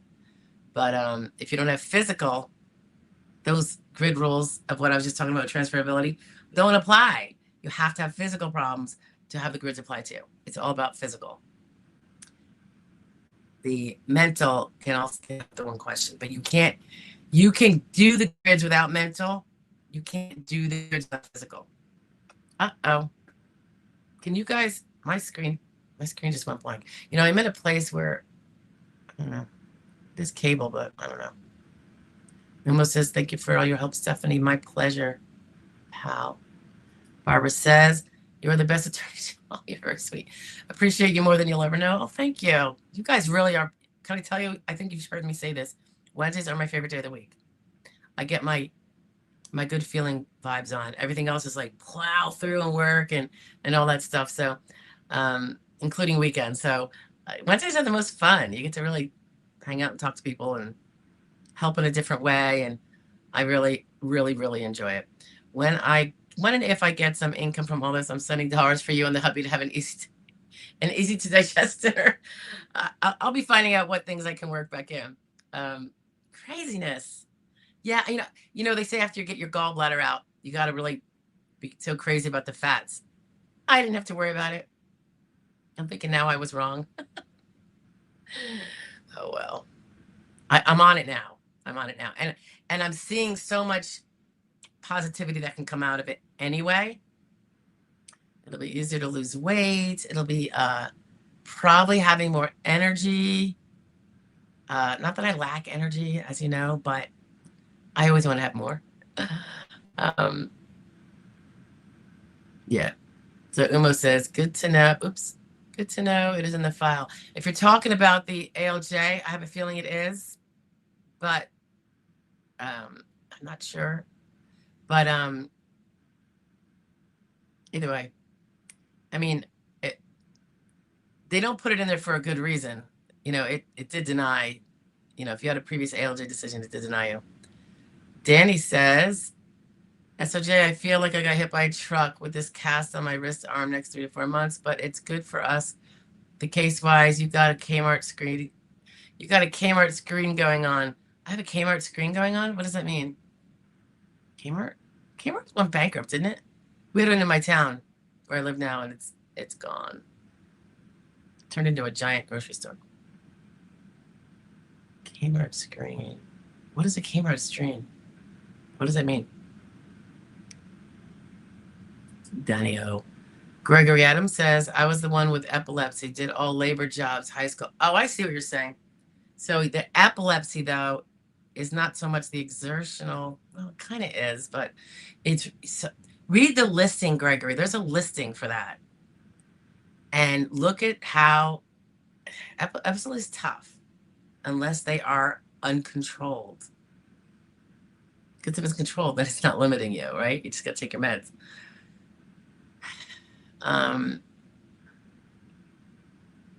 More physical. Come on, you're 59, right? We're going to be 59. Knees, ankle. Gregory, is all of your body parts, all your joints, are they as good as they were when you were 20? You could use them 8 hours a day like you could when you were 20? 5 days a week after week after week? If not, I mean, can you stand 8 hours a day, 5 days a week? Can you walk 8 hours a day? Can you lift 100 pounds frequently? How about occasionally? How about 75 pounds? How about 50? These are all the things I'm talking about. I would be very surprised if you don't have multiple joints that can't do that stuff. So you need to think about it. You have an attorney, though, I think you said, so that's good. He's thinking about it. But it's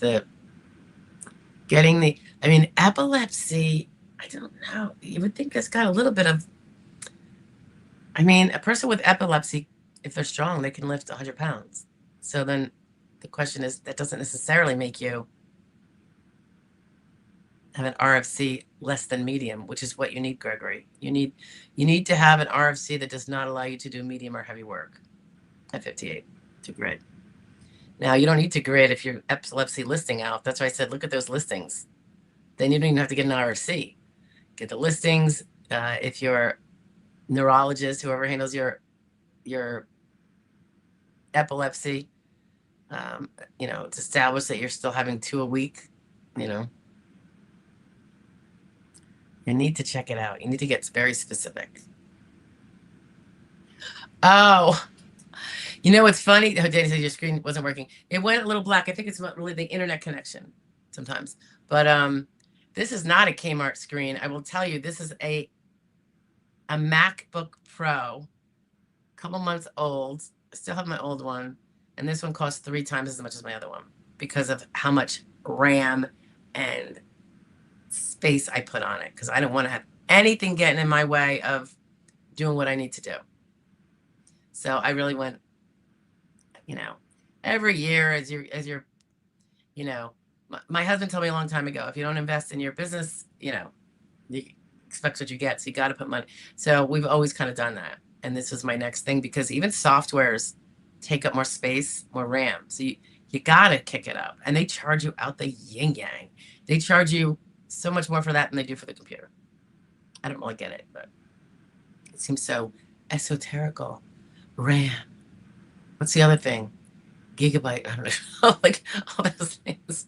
It's so outside of my knowledge base. Umo says, it's good to know that second ALJ can look back and hopefully see from records how things have worsened. Oh, worsened, right. Well, that's true. I.e. normal walk to a cane, to a walker with prosthetics. Yeah. By the way, when you say prosthetics, I think of a leg replacement or something. If you mean a brace, just say brace because people get confused. Prosthetic is like a fake limb. That's the way we kind of look at it. All right. That is the last of the questions, guys. I think we're good. We're at 3:11. That's 2 hours and 11 minutes. Blah, blah. If anyone has a question, you can put them under any video, this one or any other one. I will see it eventually. I'm a little slower on them than I used to be, but I get to them all. It just might take me a number of days. And I will respond. If you ask a question, I'm going to answer it if I can. If it's suitable for a video, I would prefer to do that so other people can see it. If not, I will just probably press a button and dictate to you right there. So if you see typos, that's why. And if it's just a hello, I'll probably just do a heart and a like and, sometimes a hello back, but I want to make sure I get to everybody. All right. So anyway, it's been fun, guys. I think, Umo says, yes, it's a brace from prosthetic department. Thank you. Respect. Oh, Gregory Adams, you're welcome. I respect to you too, pal. Yeah, there's Gregory Adams is the house. We have a Gregory Adams and we have a Gregory Petty. See you next week, Gregory Petty, as well. I hope I see all of you next week. That would be great. Come with questions. And if you have any ideas on videos, definitely feel free. We could talk about questions you have here and then do a video also with a little more detail, whichever way works. But I love seeing you guys here. Thanks for, putting in a hello for those of you that did and didn't just watch so I could know you're here because otherwise I don't know who it is. Yeah. What did it say? Like, share, and subscribe. And if you ever want to be a member, do that as well. It's nothing major, but it helps the channel. As do the 12 o'clock guys. The 12 o'clock, the live streams don't really do so much because I don't do the commercials. They say you could do commercials. I'm like, that's going to really annoy people from coming to a live stream. So I don't do the commercials. The 12 p.m. pre-recordeds have something in the beginning, I think, probably like what I see when I go watch YouTube, and maybe something depending on how long it is in the middle. But I figure the pre-recorded, so that doesn't really matter, and those help the channel, and those are major. Those are the reason why I would say doubled or tripled our 1%ers. So much thanks to you guys on that. It's not that we expect them to actually cover the whole bill for the 1%ers, but